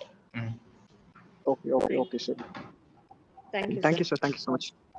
ஆக்சுவலா time 1:05 ஆகுது. ஃபர்தரா questioning continue பண்ணலாமா sir? Yeah, you can. See, there are other three people. We can complete with them. Okay sir, okay sir. Ajay Naresh sir, நீங்க unmute பண்ணிட்டு நீங்க sir கிட்ட கேட்கலாம். क्वेश्चंसக்காக தான நம்ம இவ்வளவு நேரம் வெயிட் பண்றோம். ஏன் நம்ம வந்து அத கரெக்ட்டா பண்ணனும். Okay sir. சார் கேக்குதுங்களா? கேக்குதுங்க சார், நீங்க கேக்கலாம் சார். என்னோட டவுட் என்னன்னா, ஒரு மர்டர் கேஸ்ல ஒன் ஆஃப் தி அக்யூஸ்ட் மட்டும் move anticipatory bail before the supreme court. அங்க சுப்ரீம் கோர்ட் என்ன சொல்றாங்கன்னா, ஆன்டிசிபேட்டரி பெயில் வந்து டிஸ்மிஸ் பண்ணிட்டு அப்சர்வேஷன் என்ன சொல்றாங்கன்னா, some of the merits in this case, so accused வந்து சரண்டர் ஆகும்போது இந்த கன்சர்ன் கோர்ட் வந்து கன்சிடர் பண்ணலாம் பெயிலுக்கு அப்படிங்கிற மாதிரி அப்சர்வேஷன் கொடுக்குறாங்க. இப்போ என்னோட டவுட் என்னன்னா, இட்ஸ் மர்டர் கேஸ் 302 அப்படிங்கறதுனால மேஜிஸ்ட்ரேட் கோர்ட் முன்னாடி சரண்டர் ஆகலாமா, அப்படி செஷன்ஸ் கோர்ட் முன்னாடி சரண்டர் ஆகலாமா? ஏன்னா மேஜிஸ்ட்ரேட்ல வந்து 302ங்கிறதுனால பெயில் கிடைக்குமா கிடைக்காது அப்படிங்கிற சந்தேகம். செஷன்ஸ் கோர்ட்ஸ் நேரடியா சரண்டர் ஆக முடியுமா அப்படிங்கிற எனக்கு சந்தேகம். இது முதல் சந்தேகம். இது கிளாரிஃபை பண்ணுங்க. அடுத்த ஒரு டவுட் கேட்கறேன். See, first thing is that list pendants matter வந்து I cannot comment on that. But if there is a condition வந்து, if there is a condition that court will have to consider, Honorable Supreme Court has directed now, no magistrate can grant, no magistrate court is empowered with the power to grant bail for a sessions offense. If an accused surrenders for a sessions offense or for any other offense for that matter, a magistrate will have, first instance magistrate will remand the accused person to judicial custody. Only then comes the question of considering the bail application. Considering the bail application in sessions offense, sessions court la bail application move பண்ணிருந்தா, based upon the observations given by the Honorable High Court or Supreme Court with regard to that anticipatory bail or whatever bail application is moved, and the observation the Honorable Supreme Court will நீங்க சொல்ற கேஸ்ல has made itself very clear that any case no court will insist upon any court to consider the bail application. It will only ask to consider. Consider is different from asking to with a specific direction. So bail application move பண்ணா அதை consider பண்ணி தான் பண்ணணுமே இருக்குமே தவிர magistrate cannot grant any order of bail for a sessions offense. Remanding to surrender ஆனா remanding to judicial custody தான். further any clarification இருக்கா சார்? சரண்டர் ஆனா கஸ்டடி தான். சரண்டர் ஆனதுனால பெயில் கிராண்ட் பண்ணனும் அப்படிங்கிறது வரவே வராது. Okay okay, thank you sir. அவர் கிளாரிஃபை அவர் இது பண்ணிட்டாரா? அன்மியூட் பண்ணிட்டாங்க. Sorry sir. அப்போ நம்ம செஷன்ஸ் கோர்ட்ஸ்ல நேரடியா சரண்டர் ஆகவே முடியாதா? ஆகலாமா? செஷன்ஸ் கோர்ட்லயும் சரண்டர் ஆகலாம், பட் மேஜிஸ்ட்ரேட் தான ரிமாண்ட் பண்ண முடியும். செஷன்ஸ் கோர்ட் ரிமாண்ட் ஆர்டர் கொடுக்க முடியாது இல்ல, மேஜிஸ்ட்ரேட் கிட்ட தான் ரிமாண்ட் பண்ண முடியும். இன் கேஸ் அவங்க நம்ம அந்த சுப்ரீம் கோர்ட் ஆர்டர் என்டர்டெயின் பண்ணலனா they directed to magistrate to remand the accused. Remand பண்ணதுக்கு அப்புறம் பெயில் அப்ளிகேஷன் கன்சிடர் பண்ணுவாங்க. Okay madam. இன்னொரு क्वेश्चन என்னன்னா, இதே மாதிரி சேம் கேஸ் மாதிரி தான். என்னன்னா டிஸ்ட்ரிக்ட் கோர்ட்ல ஸ்பெஷல் கோர்ட் போக்சோ கோர்ட்ல ஒரு பெயில் மூவ் பண்றாங்க. அங்க டிஸ்மிஸ் ஆகுது.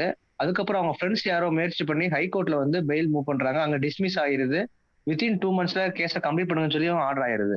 உங்க क्वेश्चनல ஃபர்ஸ்ட் நீங்க கேட்ட क्वेश्चनல சரண்டர் ஆகிறதுக்கு முன்னாடி அத நீங்க கேக்குறது மத்த ஆன்டிசிபேட்டரி பெயில்ல ஆன்டிசிபேட்டரி பெயில்ல கேக்குறீங்களா நீங்க? ஆன்டிசிபேட்டரி பெயில்ல இப்ப செஷன்ஸ் கோர்ட்ல ஆன்டிசிபேட்டரி பெயில் கிராண்ட் ஆகுது இல்ல ஹை கோர்ட்ல கிராண்ட் ஆகுதுன்னா எப்படி ட்ரையல் கோர்ட்ல சரண்டர் ஆக சொல்றாங்களோ அதே பிரின்சிபல் தான். அதுக்கு ரிமாண்ட் வரணுங்கிற அவசியம் இருக்காது.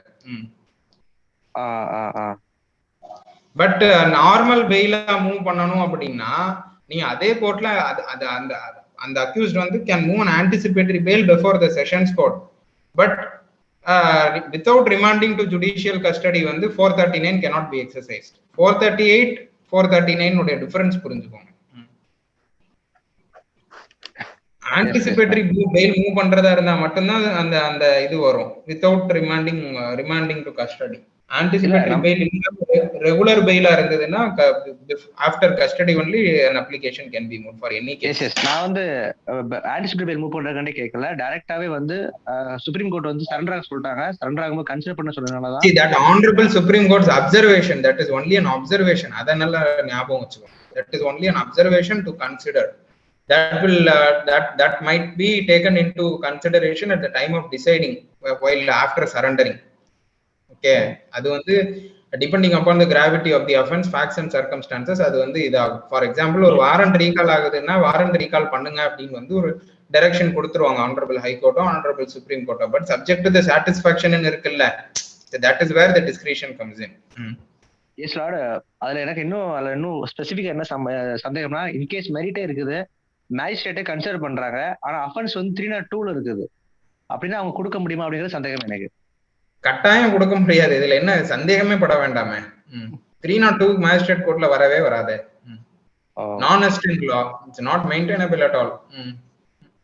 ஓகே மேலாட், இன்னொரு क्वेश्चन மேலாட், அதாவது போக்சோ மேலாட்லாம் சொல்ல வேண்டாம், நீங்க வெறும் சார்னு சொல்லுங்க. This is only a session. இன்னொரு क्वेश्चन என்னன்னா, போக்சோ கோர்ட்ல வந்து பெயில் டிஸ்மிஸ் ஆகுது, ஹை கோர்ட்லயும் டிஸ்மிஸ் ஆயிருது. இவங்க என்ன பண்ணிட்டாங்கன்னா, ஹை கோர்ட்ல வந்து இவங்க ஃப்ரெண்ட்ஸ் போட்டிருக்காங்க, இவங்களுக்கு நாலேஜ் இல்ல அக்யூஸ்டுக்கு, அவங்க சப்ரஸ் பண்ணி திரும்பியும் லோயர் கோர்ட்ல வந்து ஒரு 1 month கழிச்சு ஒரு பெயில் போட்டு அதே ட்ரையல் கோர்ட்ல வந்து கிராண்ட் ஆயிருது அந்த ஆர்டர். இது வந்து கிட்டத்தட்ட ஒரு 2 வீக்ஸ்க்கு அப்புறம் தான் வந்து கண்டுபிடிக்கிறாங்க. ஆனா வந்து ரிப்ளைலயுமே வந்து என்ன பண்ணலாம், வந்து போலீஸ் வந்து சொல்லலை, ஹைகோர்ட்ல அவங்க வந்து பெயில் டிஸ்மிஸ் ஆயிடுச்சுன்னு சொல்லலை, அவங்க தான் இங்கேயே ரிப்ளை கொடுக்குறாங்க, அதை பேஸ் பண்ணி ஆர்டர் போட்டாங்க. இப்போ என்னன்னா, கேன்சலேஷன் பெயில் வந்து இன்ஸ்பெக்டர் மூவ் பண்றாங்க இந்த விஷயம் தெரிஞ்சதுக்கு அப்புறம், கோர்ட்டுக்கு தெரிஞ்சதுக்கு அப்புறம். இப்போ நமக்கு எந்த மாதிரி டிஃபென்ஸ் கவுன்சில் வந்து இதுல வந்து ஒரு டிஃபென்ஸ் பண்ண முடியும்? பெயில வந்து டைரக்டா I cannot comment on this, but what I can say is that whenever a bail application is moved, அப்படின்னா வந்து general the fundamental is that there should be an undertaking by the council, or if the petitioner is in prison இல்லனா வந்து கஸ்டடியில இல்ல surrender ஆகுறாருன்னா no bail application is moved or pending before any court of law ஒரு undertaking கொடுத்து தான் move பண்ணணும். otherwise it will amount to suppression of material fact. எந்த fail அப்ளிகேஷனும் move பண்ணல, இந்த இதான் பெயில் அப்ளிகேஷன் இந்த கோர்ட்ல மட்டும்தான் பெண்டிங் இருக்குது அப்படிங்கறத சொல்லணும். இல்ல ஏர்லியர் பெயில் அப்ளிகேஷன் இருந்ததுன்னா எத்தனை பெயில் அப்ளிகேஷன் எப்பெல்லாம் டிஸ்மிஸ் ஆயிருக்குங்கிறதெல்லாம் சேர்த்து அவங்க கான்டென்ட் ஆஃப் அந்த கிரவுண்ட்ஸ்ல வந்து கொடுத்து தான் பெயில் அப்ளிகேஷன் மூவ் பண்ண முடியும். Any case for that matter, before a trial, before a magistrate court, or before a sessions court, or before the high court. எப்ப பெயில் டிஸ்மிஸ் ஆச்சு, எத்தனை பெயில் பெட்டிஷன் ட்ரையல் கோர்ட்ல மூவ் பண்ணிருக்காங்க, எல்லாத்தையும் சொல்லி தான் பெயில் மூவ் பண்ண முடியும். Otherwise it will account evidently will amount to material suppression of material fact, no doubt with regarding to that. Okay my lord, ஒரே ஒரு क्वेश्चन முடிஞ்சு, ஃபைனல் क्वेश्चन. இப்போ மேஜிஸ்ட்ரேட் கோர்ட் எல்லா இடத்துலயுமே வந்து என்ன பண்றாங்கன்னா, எல்லா தமிழ்நாடு ஃபுல்லாமே வந்து எந்த ஒரு செஷன்ஸ் அஃபென்ஸா இருந்தாலும் ஃபர்ஸ்ட் மேஜிஸ்ட்ரேட் கோர்ட் முன்னாடி ஃபைல் பண்ண சொல்றாங்க பெயில் அப்ளிகேஷன். ஆனா அது வந்து ஆர்குமெண்ட்டுக்கு ஹியர்லாம் பண்ண மாட்டாங்க, டைரக்டா வந்து அன்னைக்கு டிஸ்மிஸ் பண்ணிடுறாங்க. அதுக்கப்புறம் திரும்ப செஷன்ஸ் கோர்ட்ல ஃபைல் பண்ண வேண்டியிருக்கு. இப்போ மேஜிஸ்ட்ரேட் கோர்ட்டுக்கு செஷன்ஸ் அஃபென்ஸா பவரே இல்லைன்னா எதுக்காக அங்க ஃபைல் பண்ணணும் அப்படிங்கிறது ஒரு கொஸ்டின். அதுக்கு டைரக்ட் அது வந்து மேண்டேட்டரியா அப்படிங்கிறது இன்னொரு question. I cannot comment on a general perspective, but any application filed before a magistrate of a magistrate court trial offense na the magistrate is very well empowered by the statute to decide that bail application. As I said, Honorable Chief Justice of India has made an observation very recently.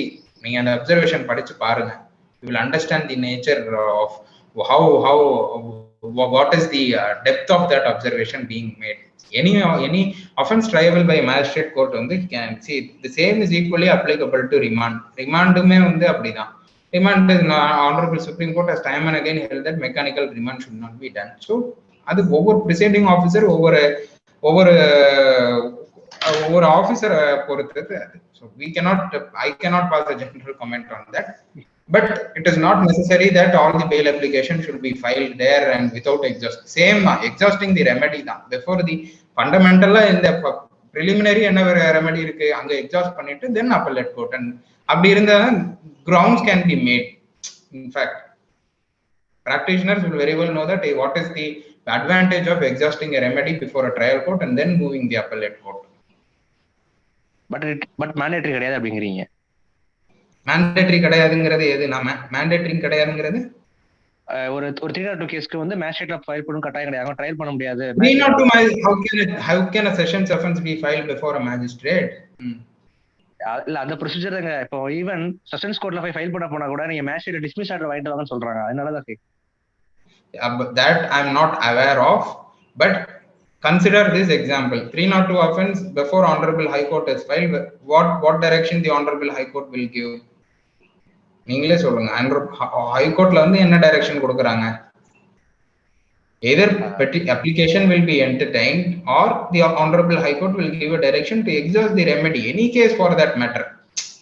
Even writ petition lo kuda concerned appellate authority irupanga. Anga poi remedy exhaust பண்ணிட்டு வாங்கன்னு சொல்லுவாங்க. Yes. Remedy இன்னொரு ஃபாரம்ல இருக்கும்போது அடுத்த ஃபாரமுக்கு வர்றதுக்கு வந்து அப்பீல்ல எடுத்துட்டு வர்றதுக்கான இதை எக்ஸாஸ்ட் பண்ணாம வராம கேட்கறது வந்து it happens in normal course unless there is an emergent situation. Unless there is an emergent situation or there is an exigency or the circumstances call for, courts in normal course will always give a direction to exhaust the remedy. I am not aware of the procedure what you are referring to, sir, but this is what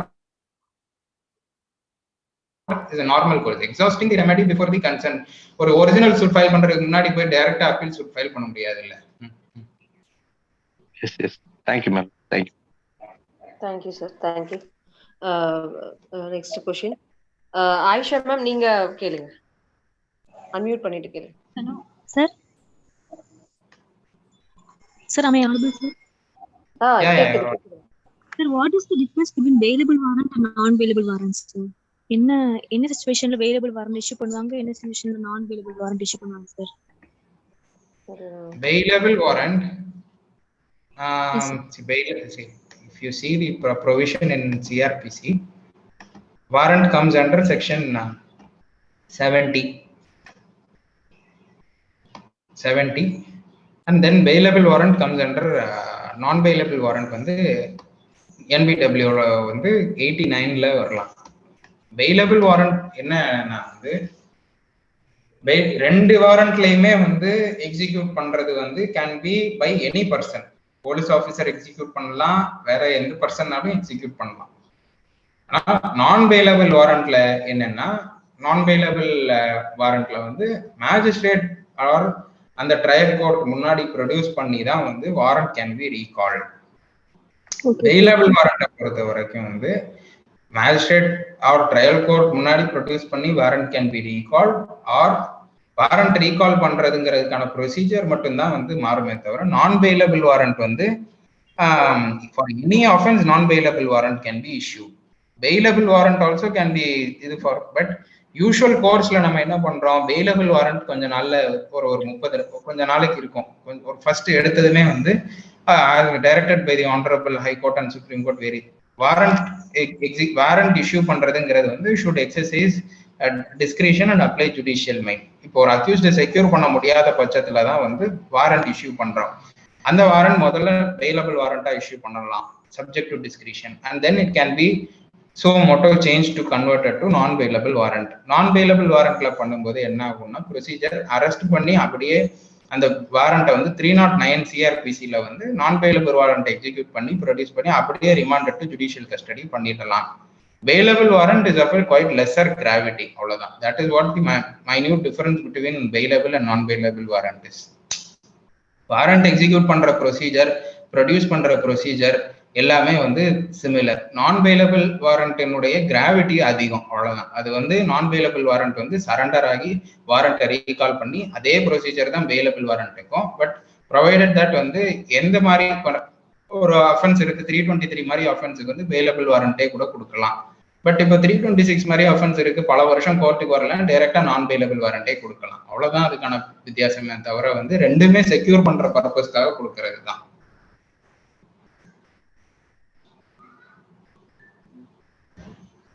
hello ma'am, further ஏதாவது clarification இருக்குங்களா? Understand ஆயிடுச்சுங்களா? If you want to understand the difference between non-bailable warrant and bailable warrant, there are two judgments of the Honorable Madras High Court, Villappan versus State and Pillappan versus State by Honorable Justice P.N. Prakash, and Prabhakaran versus State.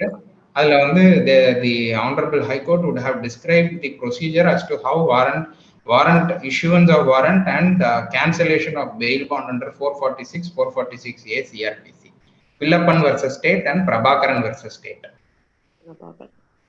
ஓகேங்க sir. Thank you sir. Thank you so much, sir. Moses, நீங்க unmute பண்ணிட்டு sir கிட்ட கேளுங்க sir. Sir sorry sir, அப்போ கொஞ்சம் technical இஷ்யூஸ்னால என்னால unmute பண்ண முடியல. கேக்குதுங்களா சார்? பேசுறது கேக்குதுங்களா? ஆல்ரெடி क्वेश्चन கேட்டிருந்தாரு, அப்ப அவர் திரும்பி கனெக்ட் ஆக முடியலன்னு சொல்லிட்டு அகைன் கனெக்ட் ஆயிடுச்சு. Okay okay.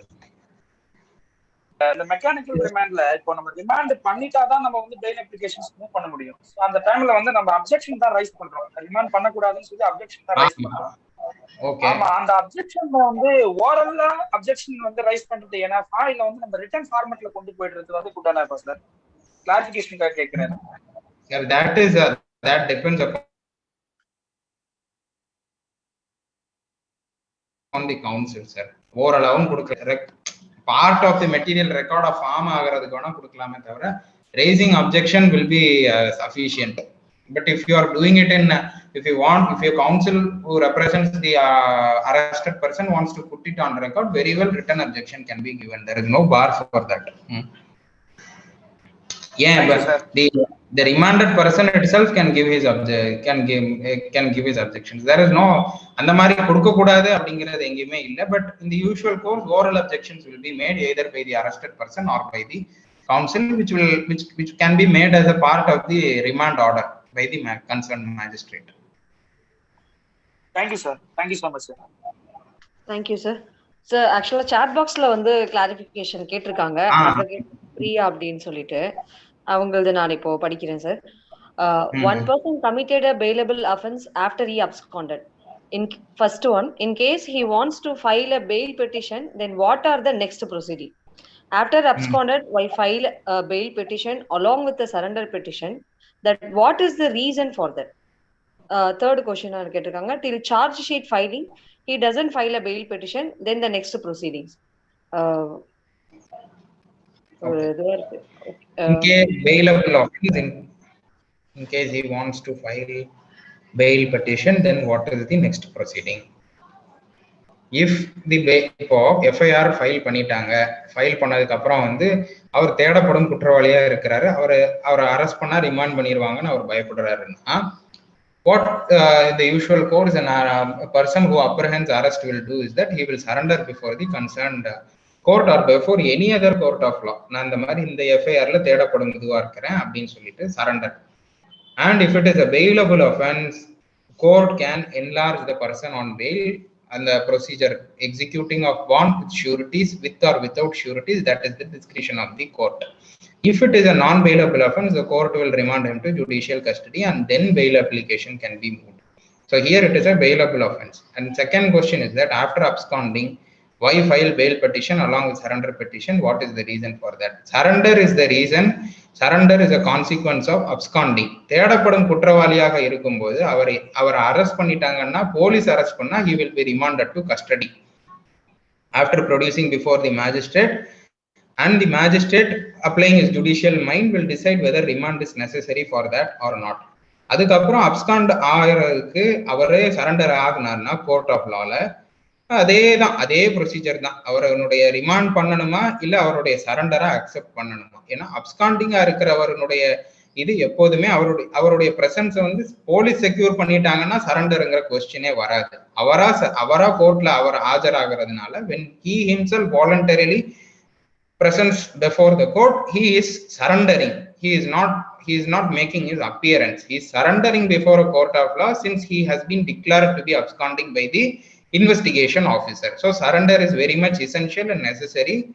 And then comes the application of filing a bail petition. Surrender, bail petition, and then the court will decide whether he has to be remanded to judicial custody and then bail application consider panna, or without remanding him to judicial custody, own bond or sureties vaangito, he can be enlarged on bail.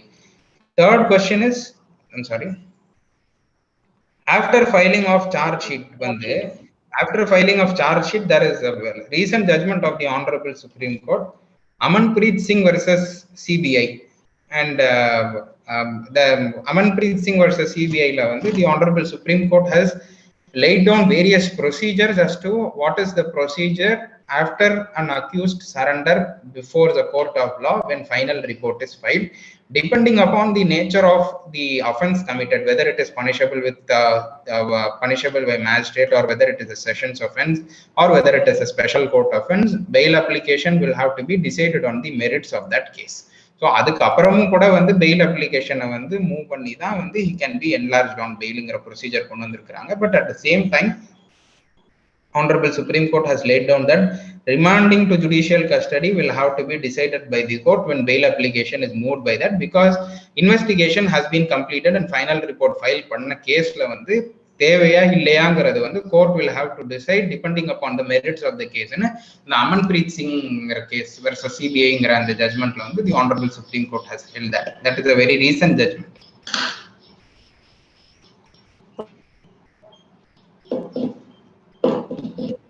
ஆஸ்பெக்ட்ல கேட்டிருக்காங்க, but ஒரு கம்ப்ளீட்டா நீங்க கொடுத்துருக்கீங்க answer. அடுத்தது இன்னொருத்தவங்க ஒரு question கேட்டிருக்காங்க. Once the condition fail has been granted, 2 sureties are also given. In case of violation of conditions mentioned, how does this act affect people who gave surety? யார் ஷூரிட்டி கொடுக்குறாங்களோ அவங்களுக்கு இது என்ன மாதிரியான பாதிப்பை ஏற்படுத்தும் அப்படின்னு சொல்லி கேட்குறாங்க, ஒருவேளை கண்டிஷன்ஸை ஃபாலோ பண்ணல அப்படின்னு. இப்போ ஷூரிட்டிஸ்ங்கிறதே வந்து எதுக்காக கொடுக்குறாங்கன்னா வந்து பக்கத்து வீட்டுக்காரங்களா இருக்கலாம், இல்ல ரிலேட்டிவா இருக்கலாம், இல்ல வந்து தெரிந்த நபர் ஃப்ரெண்ட்ஸா இருக்கலாம். அவருடைய பிரசன்ஸை வந்து கோர்ட்ல வந்து they will make sure that he is present in the court for trial and he is cooperating with the investigation agency, and whenever his presence is required he will appear before court or before the investigation agency. அதுக்காக தான் sureties கொடுக்கிறது. ஏன்னா அவரை மட்டும் நம்பி இல்லை, அவரோட கூட ரெண்டு யார் கொடுக்குறாங்களோ அவங்க மூலமாக அந்த ஷூரிட்டியை வந்து அந்த ஷூரிட்டி மூலமாக அவருடைய பிரசன்ஸை என்ஃபோர்ஸ் பண்ண வைக்கிறதுக்காகத்தான் ஷூரிட்டிஸ். எப்படி அது பாதிக்கும் அப்படின்னா, பாதிக்கிறதுங்கிறதுக்கான கொஸ்டின் இல்லை, எப்படி அவர்களும் இதுல வந்து பிகம் ஸ்டேக் ஹோல்டர்ஸ்னா 446 ஆஃப் சிஆர்பிசி பாத்தீங்கன்னா பாண்ட் எக்ஸிக்யூட்டட் பை ஷூரிட்டி பாண்ட்ல வந்து 2 ஷூரிட்டியுமே வந்து சிக்னேச்சர் போடுவாங்க.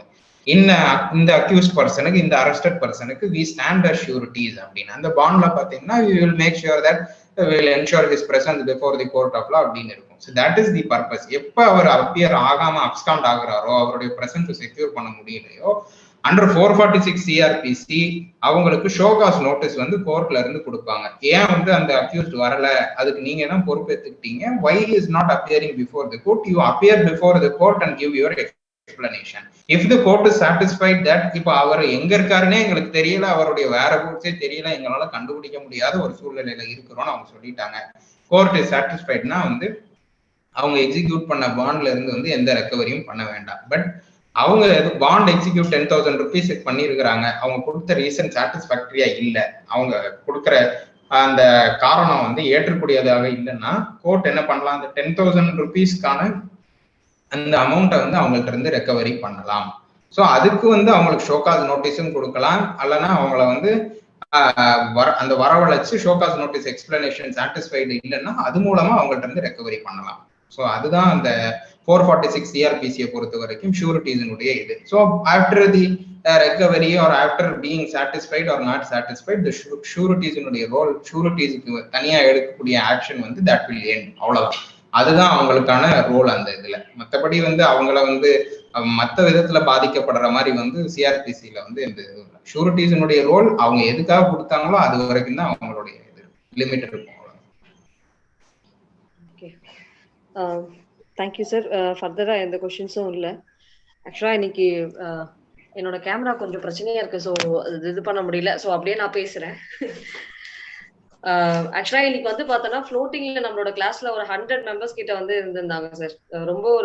ரொம்ப நாள் கழிச்சு வந்து பார்த்தோன்னா இந்த இவ்வளவு மெம்பர்ஸ் வந்து இருந்ததுன்றது வந்து பார்த்தோன்னா நீங்க கொடுத்த அந்த கம்ப்ளீட் பெர்ஸ்பெக்டிவ் தான் நினைக்கிறேன்.